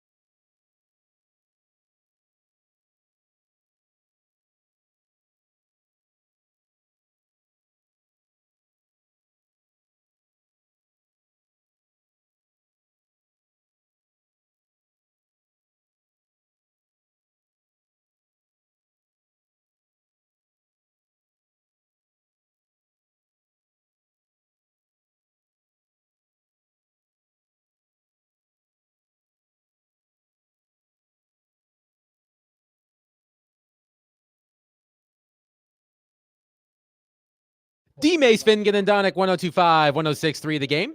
Broadcasting from the Busy Bee Plumbing, Heating, and Air Conditioning Game Nashville studios, home of the $99 yearly Beehive membership, where the buzz is always about great service. And we are proudly presented by Bet365. Whatever the moment, it's never ordinary at Bet365. Willie Donick, Derek Mason, Adam Bingen, birthday boy David Janes here with you today. Are either of you familiar with the show Where in the World is Carmen Sandiego? Yes. I am not. You're not? No. Come on, I'm Willie. shocked by this. Yeah, come on, Willie. You should Where know that. in the world is Maybe I'm not as hip Carmen as you think I am. Sandiego? I'm learning that by working with you every day.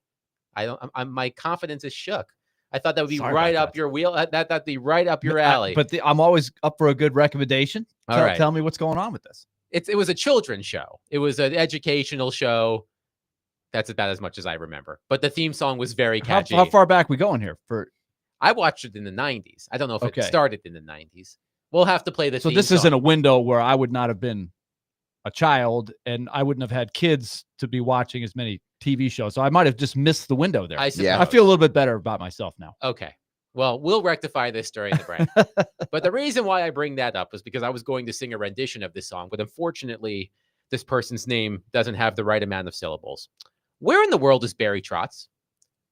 We haven't talked a lot about the Predators over the past couple of weeks because we were focused on the NFL draft, but the NFL draft is over.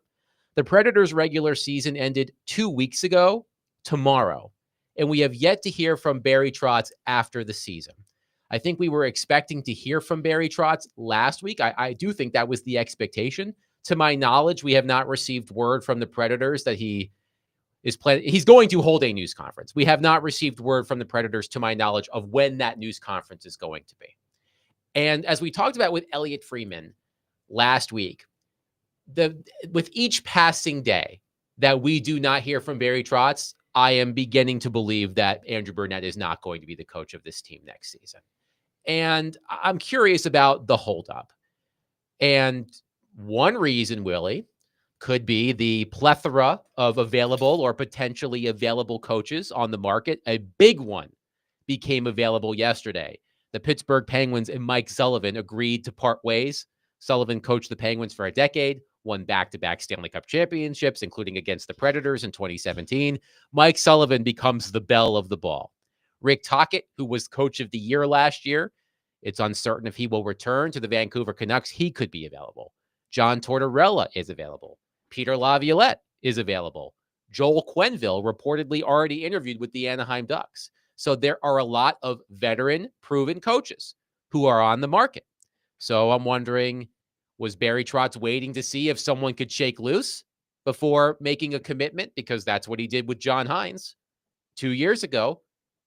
So I find it odd, Willie, that we are 2 weeks removed from the end of the season. We are a week and a half removed from hearing from players and Andrew Burnett, and still no sign of Barry Trotz.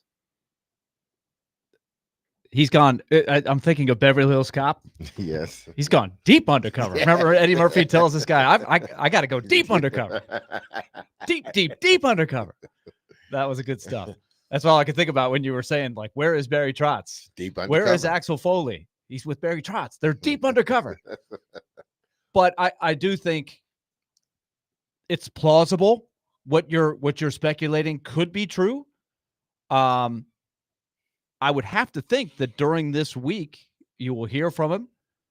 But it is interesting how the coaching carousel has evolved in the last just few days, with Sullivan being like, think of the accolades of these coaches that are, if you include Tortorella and Laviolette, whose stock is down, both of their stocks are down, but these are the two most decorated American-born coaches in NHL history, those two guys. And they're both on the market. Mike Sullivan, two-time Stanley Cup winner, in one place, did a lot of winning, a lot of accolades. Always at the top of the list for USA Hockey when they need a coach Sure. for something. He coached the team at the Four Nations Face-Off, for example. So let's go further. Joel Quenneville, that wasn't a huge headline story because the playoffs are going on, but somebody interviewed him. So that has broken the seal, Right? Because he was reinstated a long time ago. Yes.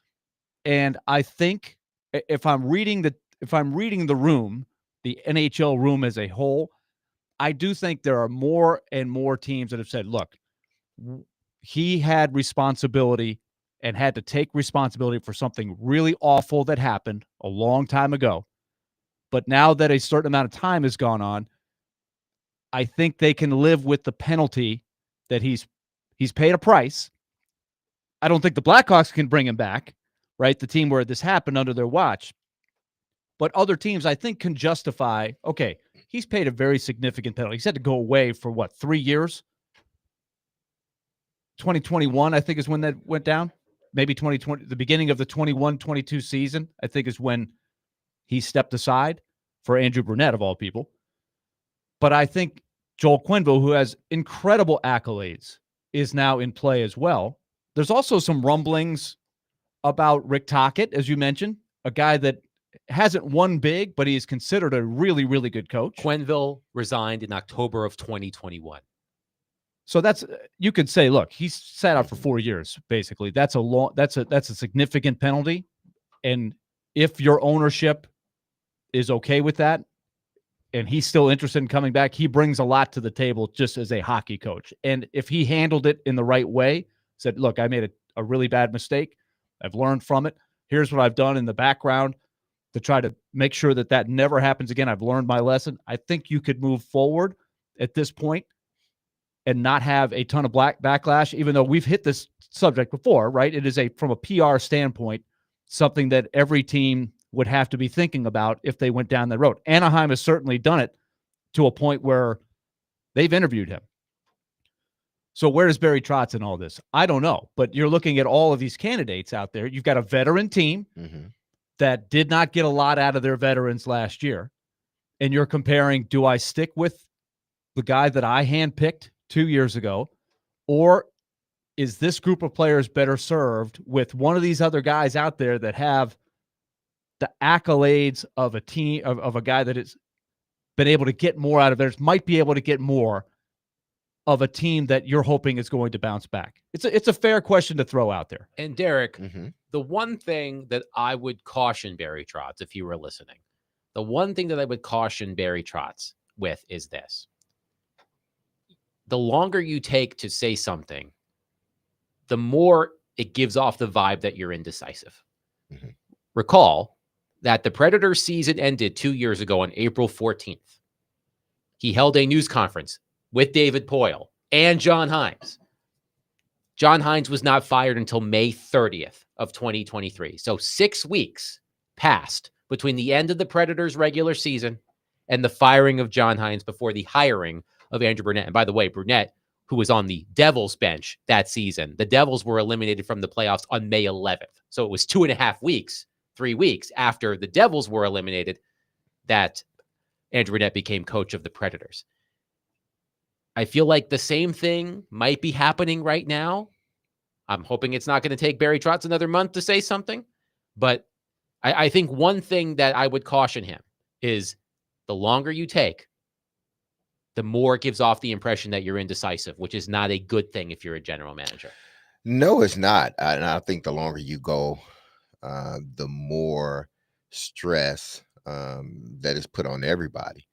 Because the one thing that players don't like is not knowing, being unsure, not having stability. That's one thing players hate when it comes to the coaching staff. Now, above that, GM and stuff, okay, it may affect some guys more than others, but it affects everybody in a locker room when there's this, we're not quite sure and nobody knows what's going on and who's going to be the coach next year and who, is he coming back or is he not?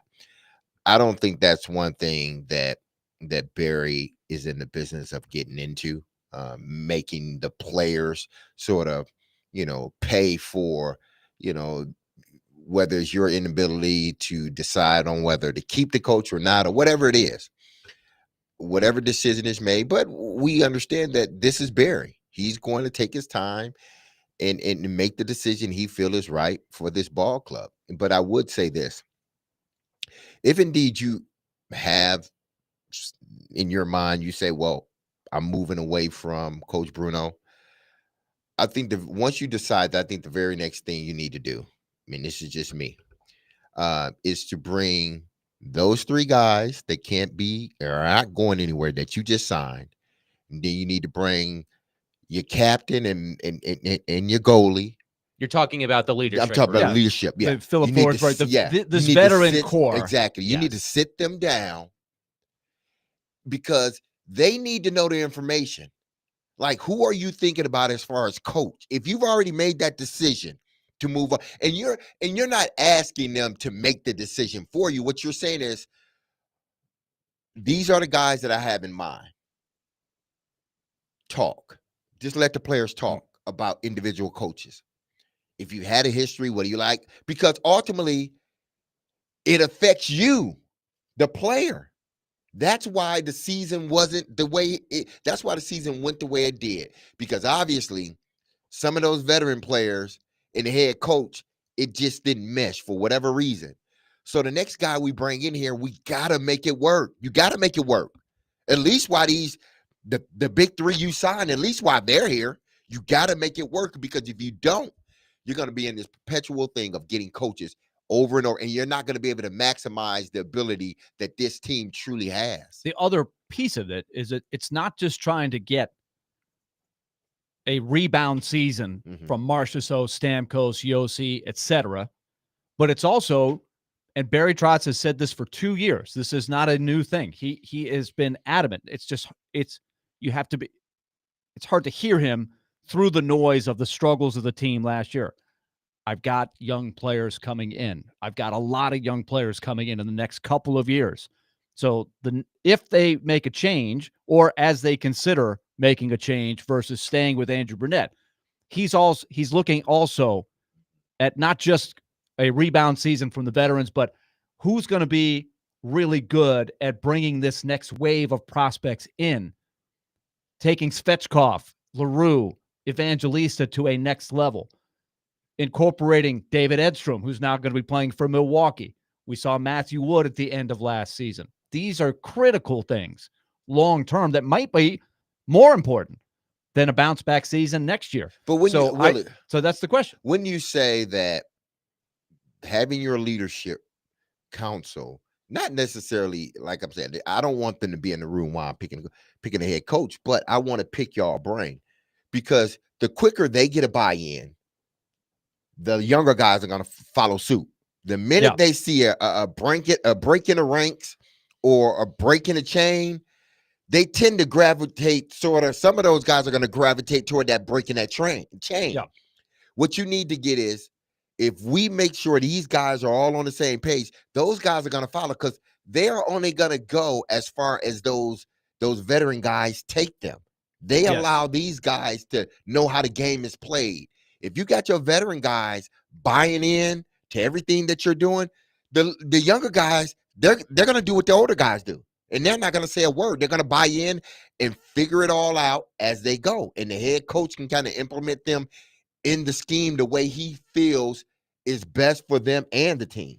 I think, too, you have to be fair to Andrew Brunette. And I don't know what's going on behind the scenes as we go forward here. I would say that to try to be as fair as you can, if you're considering not making a change, the first round of the playoffs, to me, you've got another 8 coaching staffs that will be done. I don't know if Barry Trotz has his eye on anybody that he would like to talk to or look at the end of the first round. But I agree with you, Adam, on your regular question is just trying to be fair and not having the current coaching staff sort of twist in the wind for too long. Because that's what happened. That's a tricky balance. That's what happened the last time. Well, let's look at what happened there. So what's the fallout of that? I guess that made the rounds around the league. John Hines wasn't on the shelf for very long. His team's playing tonight in an enormous Game 5 against Las Vegas.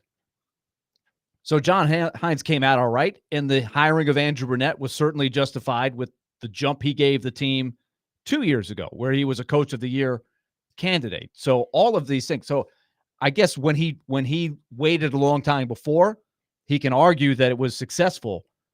for a year. In a related topic, Tampa is now down 3-1. Minnesota's 2-2. Vegas is tied. Vegas's pick in the first round goes to Nashville. Tampa's pick in the first round goes to Nashville. Thank you, Tanner Janelle.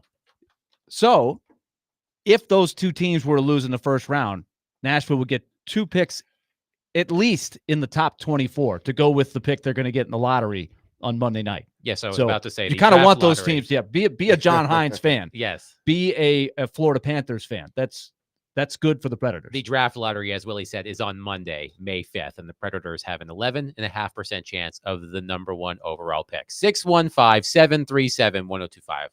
Your thoughts on the silence from Barry Trotz, which is not something we're accustomed to saying because we know that Barry Trotz, he likes to chat, which is a great thing. That's why we love Barry Trotz. But the silence from Barry Trotz, what does it tell you? 615-737-1025. Willie Donick, Derek Mason, Adam Vingan, 1025-1063. The Game.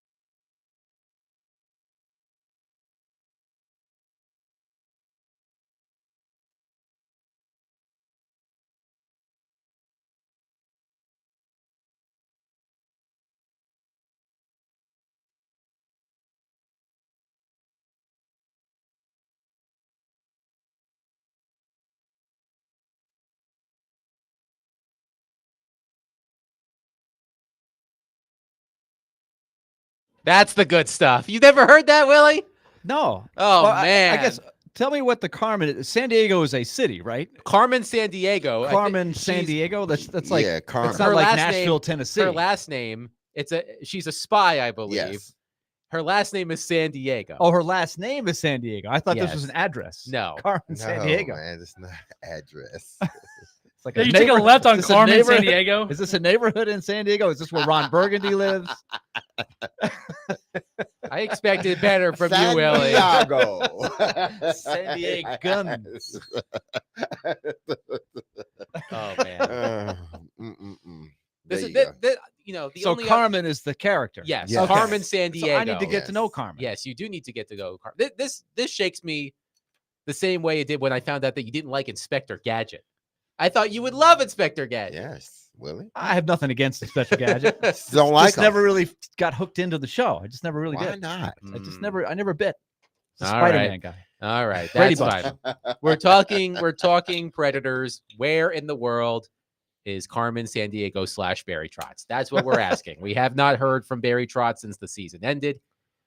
No word as of yet as to when the Predators and Barry Trotz will hold a news conference. And as I said in the previous segment, with each passing day, we do not hear from Barry Trotz. I think the Predators are going to make a coaching change. And there are 7 openings in the NHL right now: Anaheim, Boston, Chicago, the Rangers, Philadelphia, Pittsburgh, and Seattle. Some high-profile markets, some high-profile teams: Boston, Chicago, the Rangers, the Flyers, the Penguins, and the Those couple are heavy hitters, right? yes, and then a couple of teams looking to build up: Anaheim and Seattle. So when Texter said, Willie really just dated himself, hashtag Carmen San Diego. Sesame Street, anybody? I love Sesame Street. Exactly, man. I Electric think- Company? I think my son Yeah, is same wearing. thing. I think my son is wearing Oscar the Grouch underwear today. Okay. So Fraggle Rock. there you go, Fraggle Rock. Yes. I did like Fraggle Rock. I love Fraggle Rock. Ron on our text line says it's ironic how both of the Nashville teams are in the same boat. Is it the owners or the city that's jinxed? I don't think it's an ownership thing. I just think it's incredibly bad timing. But with the, it does feel like the NHL, we know, Willie, is a league that is quick to fire coaches. It does feel like it's been even quicker lately. For example, in Seattle, Dan Bylsma, remember, he coached the Penguins for a while. Then he coached the Sabres. Then he disappeared for a little bit. He got called back up, coached the Kraken for 1 season. 1 season, they fired him. Peter Laviolette was in New York for 2 seasons, right? President's Trophy, the Right. first season. Final Four. It's not like they lost in the Right. first round of the playoffs. They went down to the eventual champion last year in his first year in the Final Four. And then the missed the Panthers. playoffs. And then missed the playoffs. He's gone. Right. He gone. Anaheim's coach, Greg Cronin, I believe, was only there for 2 years. 2 years. So it feels like the hook has been even quicker lately than even we are accustomed to in the NHL. But And I think traditionally it's been a pretty quick hook in Right. the NHL. Fair? yeah, absolutely. My question is, if the Nashville job opens, I'm wondering where the Predators' job ranks league-wide. Let's just assume those other 7 jobs stay open. Again, Anaheim, Boston, Chicago, the Rangers, Philadelphia, Pittsburgh, and Seattle. Let's throw Nashville into that mix.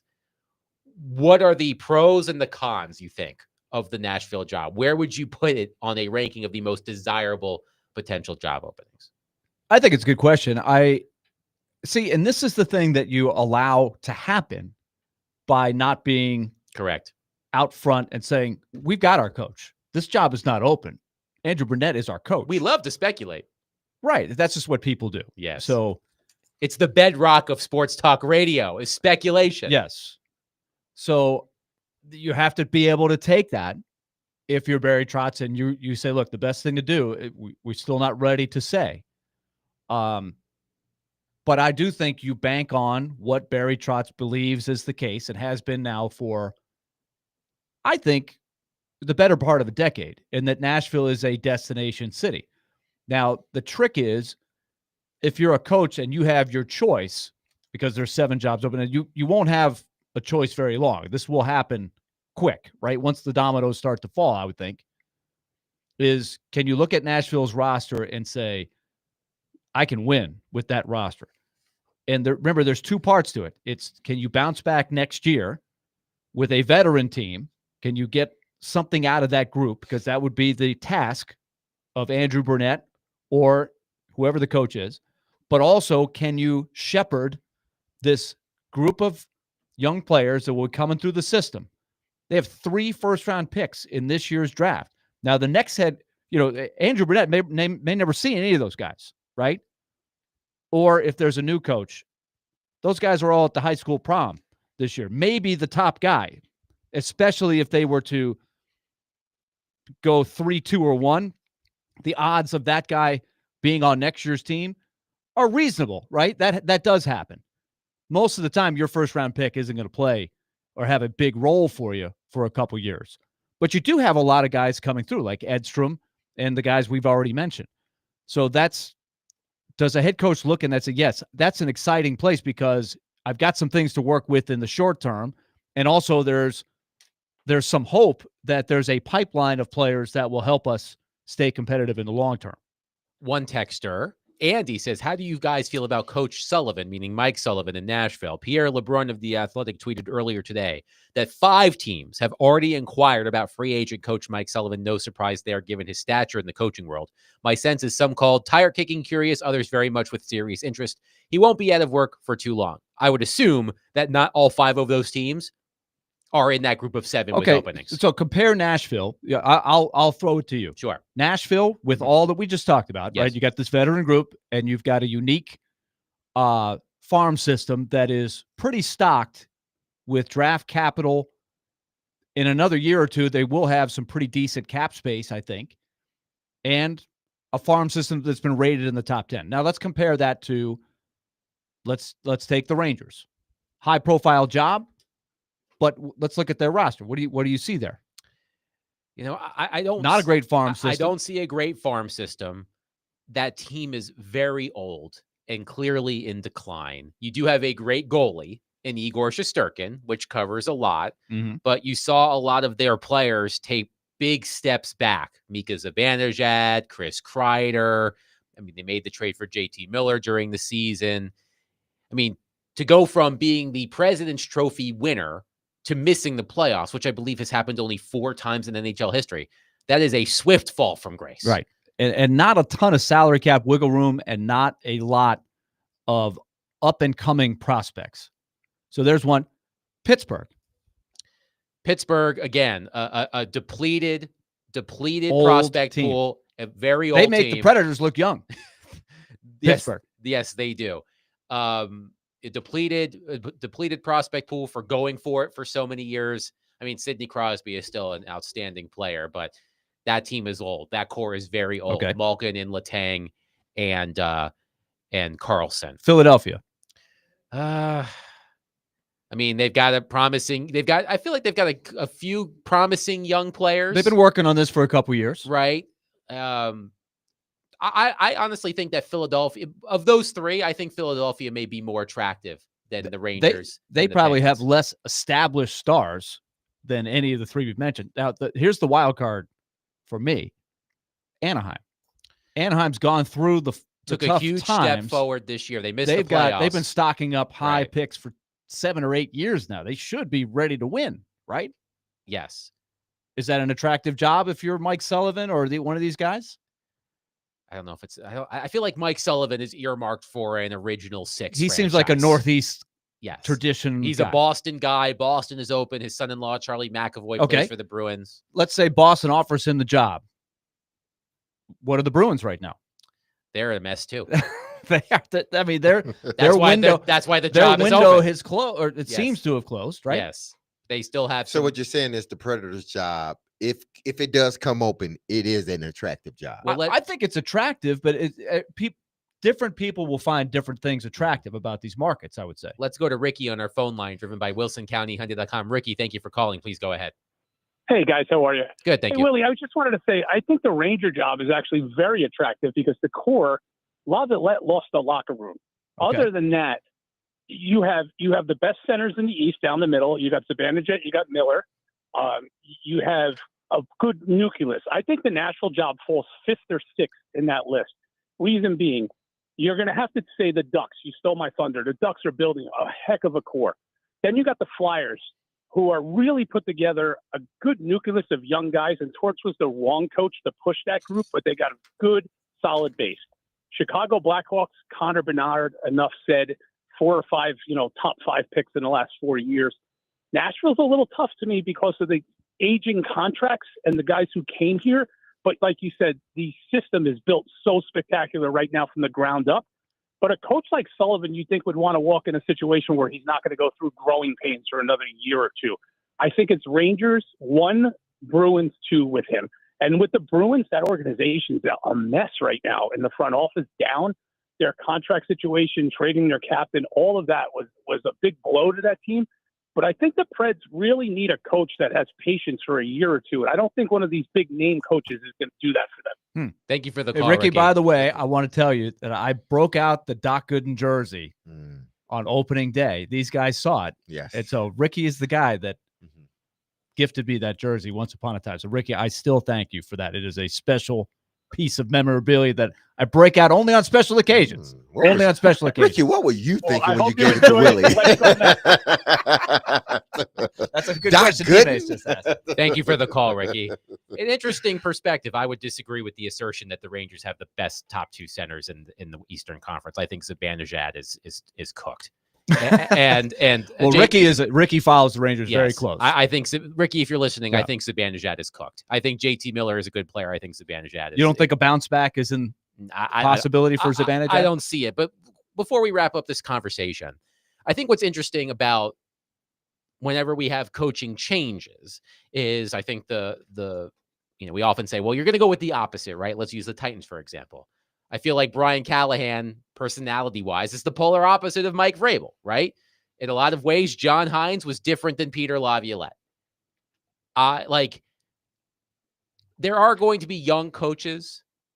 David Carl, who I believe coaches the University of Denver, he is a hot name. His brother, Matt, played for the Predators for like a hot second several years ago. And played in the league for a long time. Yes. And David Carl, I believe, just turned down He the turned Blackhawks. down the Chicago job. So, I don't see that type of coach as the coach for this group. You see what Spencer Carberry is doing with the Washington Capitals. He was a young coach looking for his first opportunity. I don't see that type of coach for this group. I think if you are making a coaching change, I think the coach has to have a resume.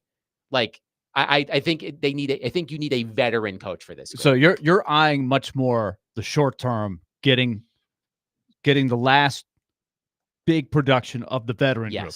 When you say that, if they were making a change, that's what I would go for. So you're not as worried about the young group that hopefully will emerge to help. I think you need to take advantage of these older players while you still have them. I think that's my opinion. It could change, but that's my opinion as of right now. 615-737-1025. Again, the NHL draft lottery is on Monday. We'll see if the Predators, who have an 11.5% chance of nabbing the number 1 pick, can join the Titans at the top of the draft order when the NHL draft happens later this summer. 615-737-1025. We transition. Jared Stillman will join us coming up next. Willie Donick, Derek Mason, Adam Vingan, 1025-1063, The Game.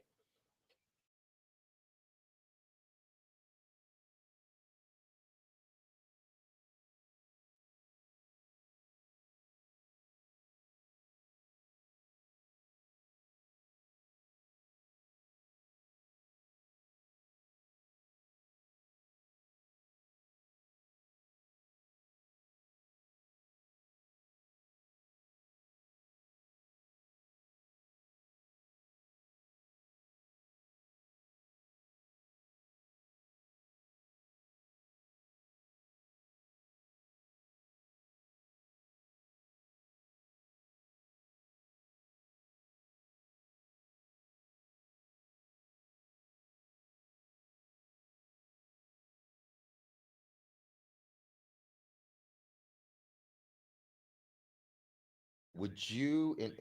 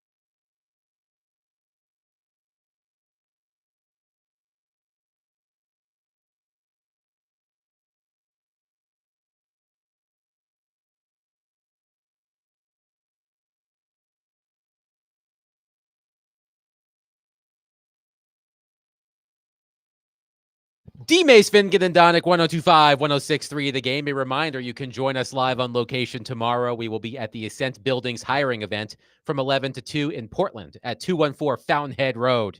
The hiring fair runs from 9 to 3, and there will be food trucks during the lunch hour. For more details at thegamenashville.com/events. So as we prepare for Stillman and Company, we are graced by the presence of Jared Stillman, who ditched us yesterday. Hello, Jared. Was that an excused absence yesterday? He was scared of us yesterday. Scared of you for what? I just want to know if it was a legitimate excuse. Did you get the pass from the suit? I didn't ask. Maybe I just didn't making an assumption. You were around here. scared. I see you. I see you. I did not see ask. you. You were scared. Scared man. to ask or scared No, of you were you? just scared of us coming on yesterday. I don't know yeah, why. I'm real scared of you Because the whole guys. Cam especially Ward after you made thing. fun of And... my Costco clothes. Listen, go ahead. Who made fun listen. of your Costco clothes? No, Derek. because I didn't make fun. Listen, Jared, no. Shout But, out Kirkland Brand. He shouldn't. I told him that. But I said, hey, listen, I don't shop at Costco's, but he does. I wouldn't recommend getting my I didn't jeans. play in the NFL for 10 years. You don't have to You play in did. the NFL because what did I say? I said, listen, you're gonna wash those jeans, and eventually, after about 8 washes, gone. You get you a good pair of jeans, you can wash them 100 times, man, maybe 200 times. You know what? I like to buy But you got my a kid jeans now, in so bulk. I understand the whole Costco. I thing. like I buying get my it. jeans in bulk while eating my chicken bake. I get it. I absolutely get it. Okay, Jared, I know that yesterday you took your victory lap about Shedeur Sanders, him being a quote unquote TV prospect. I believe you said that you've never been more right about anything. You wanted to send that take first class mail to the Sports Radio Take Hall of Fame. You're screenshotting comments from Joe Rexroad during Robbie and Rexroad and sharing it. I just want to know, do you think you're the only person who had that opinion on Shedeur Sanders? That he was a TV prospect? Yes. Did anybody else say it? I mean, I can't pretend to listen to every other sports talk radio host in the country, but I can't imagine you're the only person who said such a thing. Well, I mean, the absence of proof does not equal proof. So in this case, I am going to claim that I am the only person who consistently for about a month before the draft, I kept saying he's a TV prospect. He's not a legitimate number one. I know that the Titans and the Albert Breer piece said that the Titans had put him in the group of 4 people to consider for the number 1 pick. I'm sure the considering was, are we considering it? No. Okay. And they moved on. He was a TV prospect. He was not going to go number 3. He was not going to go number 9. He was not going to go. And so, look, did I think he was going to go in the 5th round? No, I did not. But the fact that the entire draft was dedicated to him and the TV ratings went up with the entire draft about him, and not just up a little bit, up significantly with this whole storyline of being Shedeur Sanders, makes him a TV prospect. He is a wrestler. You know, it's like, do we actually care about the competition? No, but the story is so juicy, just like your favorite sport, Adam, wrestling, which is not a real sport. Your favorite sport. He's perfect for wrestling. It's sports He's entertainment. Like John Cena or The Rock. If he were to say, I'm going to do WrestleMania next year and not play football, he might make more money to go do WrestleMania for one night than he'll make on his 5th round contract from the Browns. But this isn't something that we haven't seen before from this standpoint. Because had Johnny Manziel not gotten out of the 1st round, had he went to the 2nd round, 3rd round, we would have saw this same type of coverage because we saw it when he started to fall. So we're not talking about, I guess we're talking about the catastrophic fall from, many having him as a 1st round pick and some even having him as the number 1 pick to being drafted in the 5th round. But we've seen this sort of act or this sort of TV show before where guys fall and they become the big story, but none have fallen this far where they become the story of the whole draft. Absolutely. Had Lamar Jackson fall into the 5th round, that would have been the story. Had Tim Tebow fall into the 5th round, that would have been the whole story too. Same with Manziel. The difference is they didn't fall to the 5th round. Yeah. I mean, like they didn't fall to the 5th round. And I think it was kind of similar. Again, I would love to have everybody be honest and go back to that 2018 draft, all these NFL teams. And I would love to know how many of you actually had Lamar Jackson on the board. How many of you all considered Lamar Jackson as a legitimate quarterback prospect that you were going to draft and develop into Lamar Jackson? Because if you ask it today, tons of these guys will say, oh, I thought Lamar could play quarterback. But again, let's be honest here, because I'm sure there were teams that did not have Lamar on their board that thought, like Bill Polian, Floyd thought it. They thought he was a running back. They thought he was a receiver. They did not think he was a quarterback. So I'm sure that, again, what happened with Shedeur, there's no way that Shedeur was graded as the 140th best player on these boards. What happened, in my opinion, was they looked at Shedeur and looked at the whole hubbub surrounding him, and they said, like, if I've got Kyler Murray as the starting quarterback and I draft Shedeur Sanders and we start off 2-4, as Arizona is wont to do, it feels like every year, then we're going to have everybody, not only in our own fan base, but across the country, calling for us to bench Kyler to put in Shedeur, and we're not going to deal with that. So I think that made it very difficult for him to find a team that he could go to once all the teams that had open quarterback situations had filled all their slots. Jared, why are you, I don't know if upset is the right word, but why are you bothered by the fact that Cam Ward reportedly pushed behind the scenes for the Titans to sign an undrafted free agent who happened to be his number one receiver? I don't have a problem with Cam Ward pushing behind the scenes, though I don't love it. I mean, I think it's kind of, for me, I'm of the belief that at this point, Cam Ward needs to stay in his lane. This isn't like Tom Brady when he was in Tampa Bay and they had to recruit him there, and it was a joint partnership where he said, hey, if you want me, I need Gronk and I need Antonio Brown. And when Peyton went to Denver and he told Gary Kubiak, this is the offense we're going to run, I'm fine with it when you've got 10 years of experience and Super Bowls and MVPs under your belt. Cam Ward has not played a snap in the NFL. Now, apparently he's good enough to unretire a Hall of Famer's uniform number, which don't even get me started on that. But I just don't like the idea that, oh, yes, the Titans are going to be listening to an undrafted free agent or listening to their number one pick about who to sign as an undrafted free agent. But I if think you're trying to that's a surround very your dangerous team, game. if you're trying to surround your team with the best players possible or with players that he has some type of rapport with, and you're doing it, undrafted free agent, wouldn't you want to listen to your first? It's not like you're listening to him from the standpoint of, okay, he's telling us to pick him up, we're going to pick him up. But it helps him in his progression or his development, knowing that he has someone that he already has thrown to. He has a rapport with out there on the field. Not to say that he's going to be a starter or anything. What are they paying Cam Ward to do? Be quarterback of the franchise. So what are they paying Mike Borgonzi and all these assistant general managers, Reggie McKenzie and Dave Ziegler, and the two guys they sent up to the podium who I never heard of the other day to go do a press conference? And I see these guys in Titan shirts and I'm like, who the hell are these people? Yeah, Tehran and PK did not like that tweet, Jared. They did not like that tweet. I'm sorry. I don't deal with but why not I'm listen not the to your, assistant radio why not host. listen to your I'm quarterback? The head radio host, and I'm not listening to, again, the senior director of college performance. But if it's not costing you much of anything, he has a rapport with a good wide receiver. Didn't get drafted, but a good wide receiver. Why wouldn't you? Do you think he was unqualified exactly to get a free agent signing? Like, why would you he's the all-time leading Are you receiver talking at about Miami. Restrepo? Yeah, I'm talking about Restrepo. I think 31 of the other 32 teams, if they had signed Restrepo, I would have said that's a good undrafted free agent signing. What I worry about here is, and you guys have kids, although Adam, your kid and my kid are much, too young for this, but your kids have gone to college. And when they go to college, isn't it like, hey, I want you to go make new friends when you go off to college, not take your high school friends with you to college so that you've got somebody there, but go make new friends. Cam, in my opinion, does not need to be wasting time with an undrafted free agent who's his college buddy. He needs to be getting. He's not wasting any time. He knows them already. So that's time already built up. So it's not a sense of I'm wasting my time trying to build a rapport. I have a rapport with him. So is he going to say, okay, Restrepo, you go over the corner and throw with Tim Boyle, and I'm going to go throw with the guy. No, if he were picked, I think I'd go along with your theory a little bit more, Jared, if they drafted him in the 5th or the 6th round even. But as an undrafted free agent, it's a perfectly legitimate this football flyer. team can't have enough good players. And let me say this.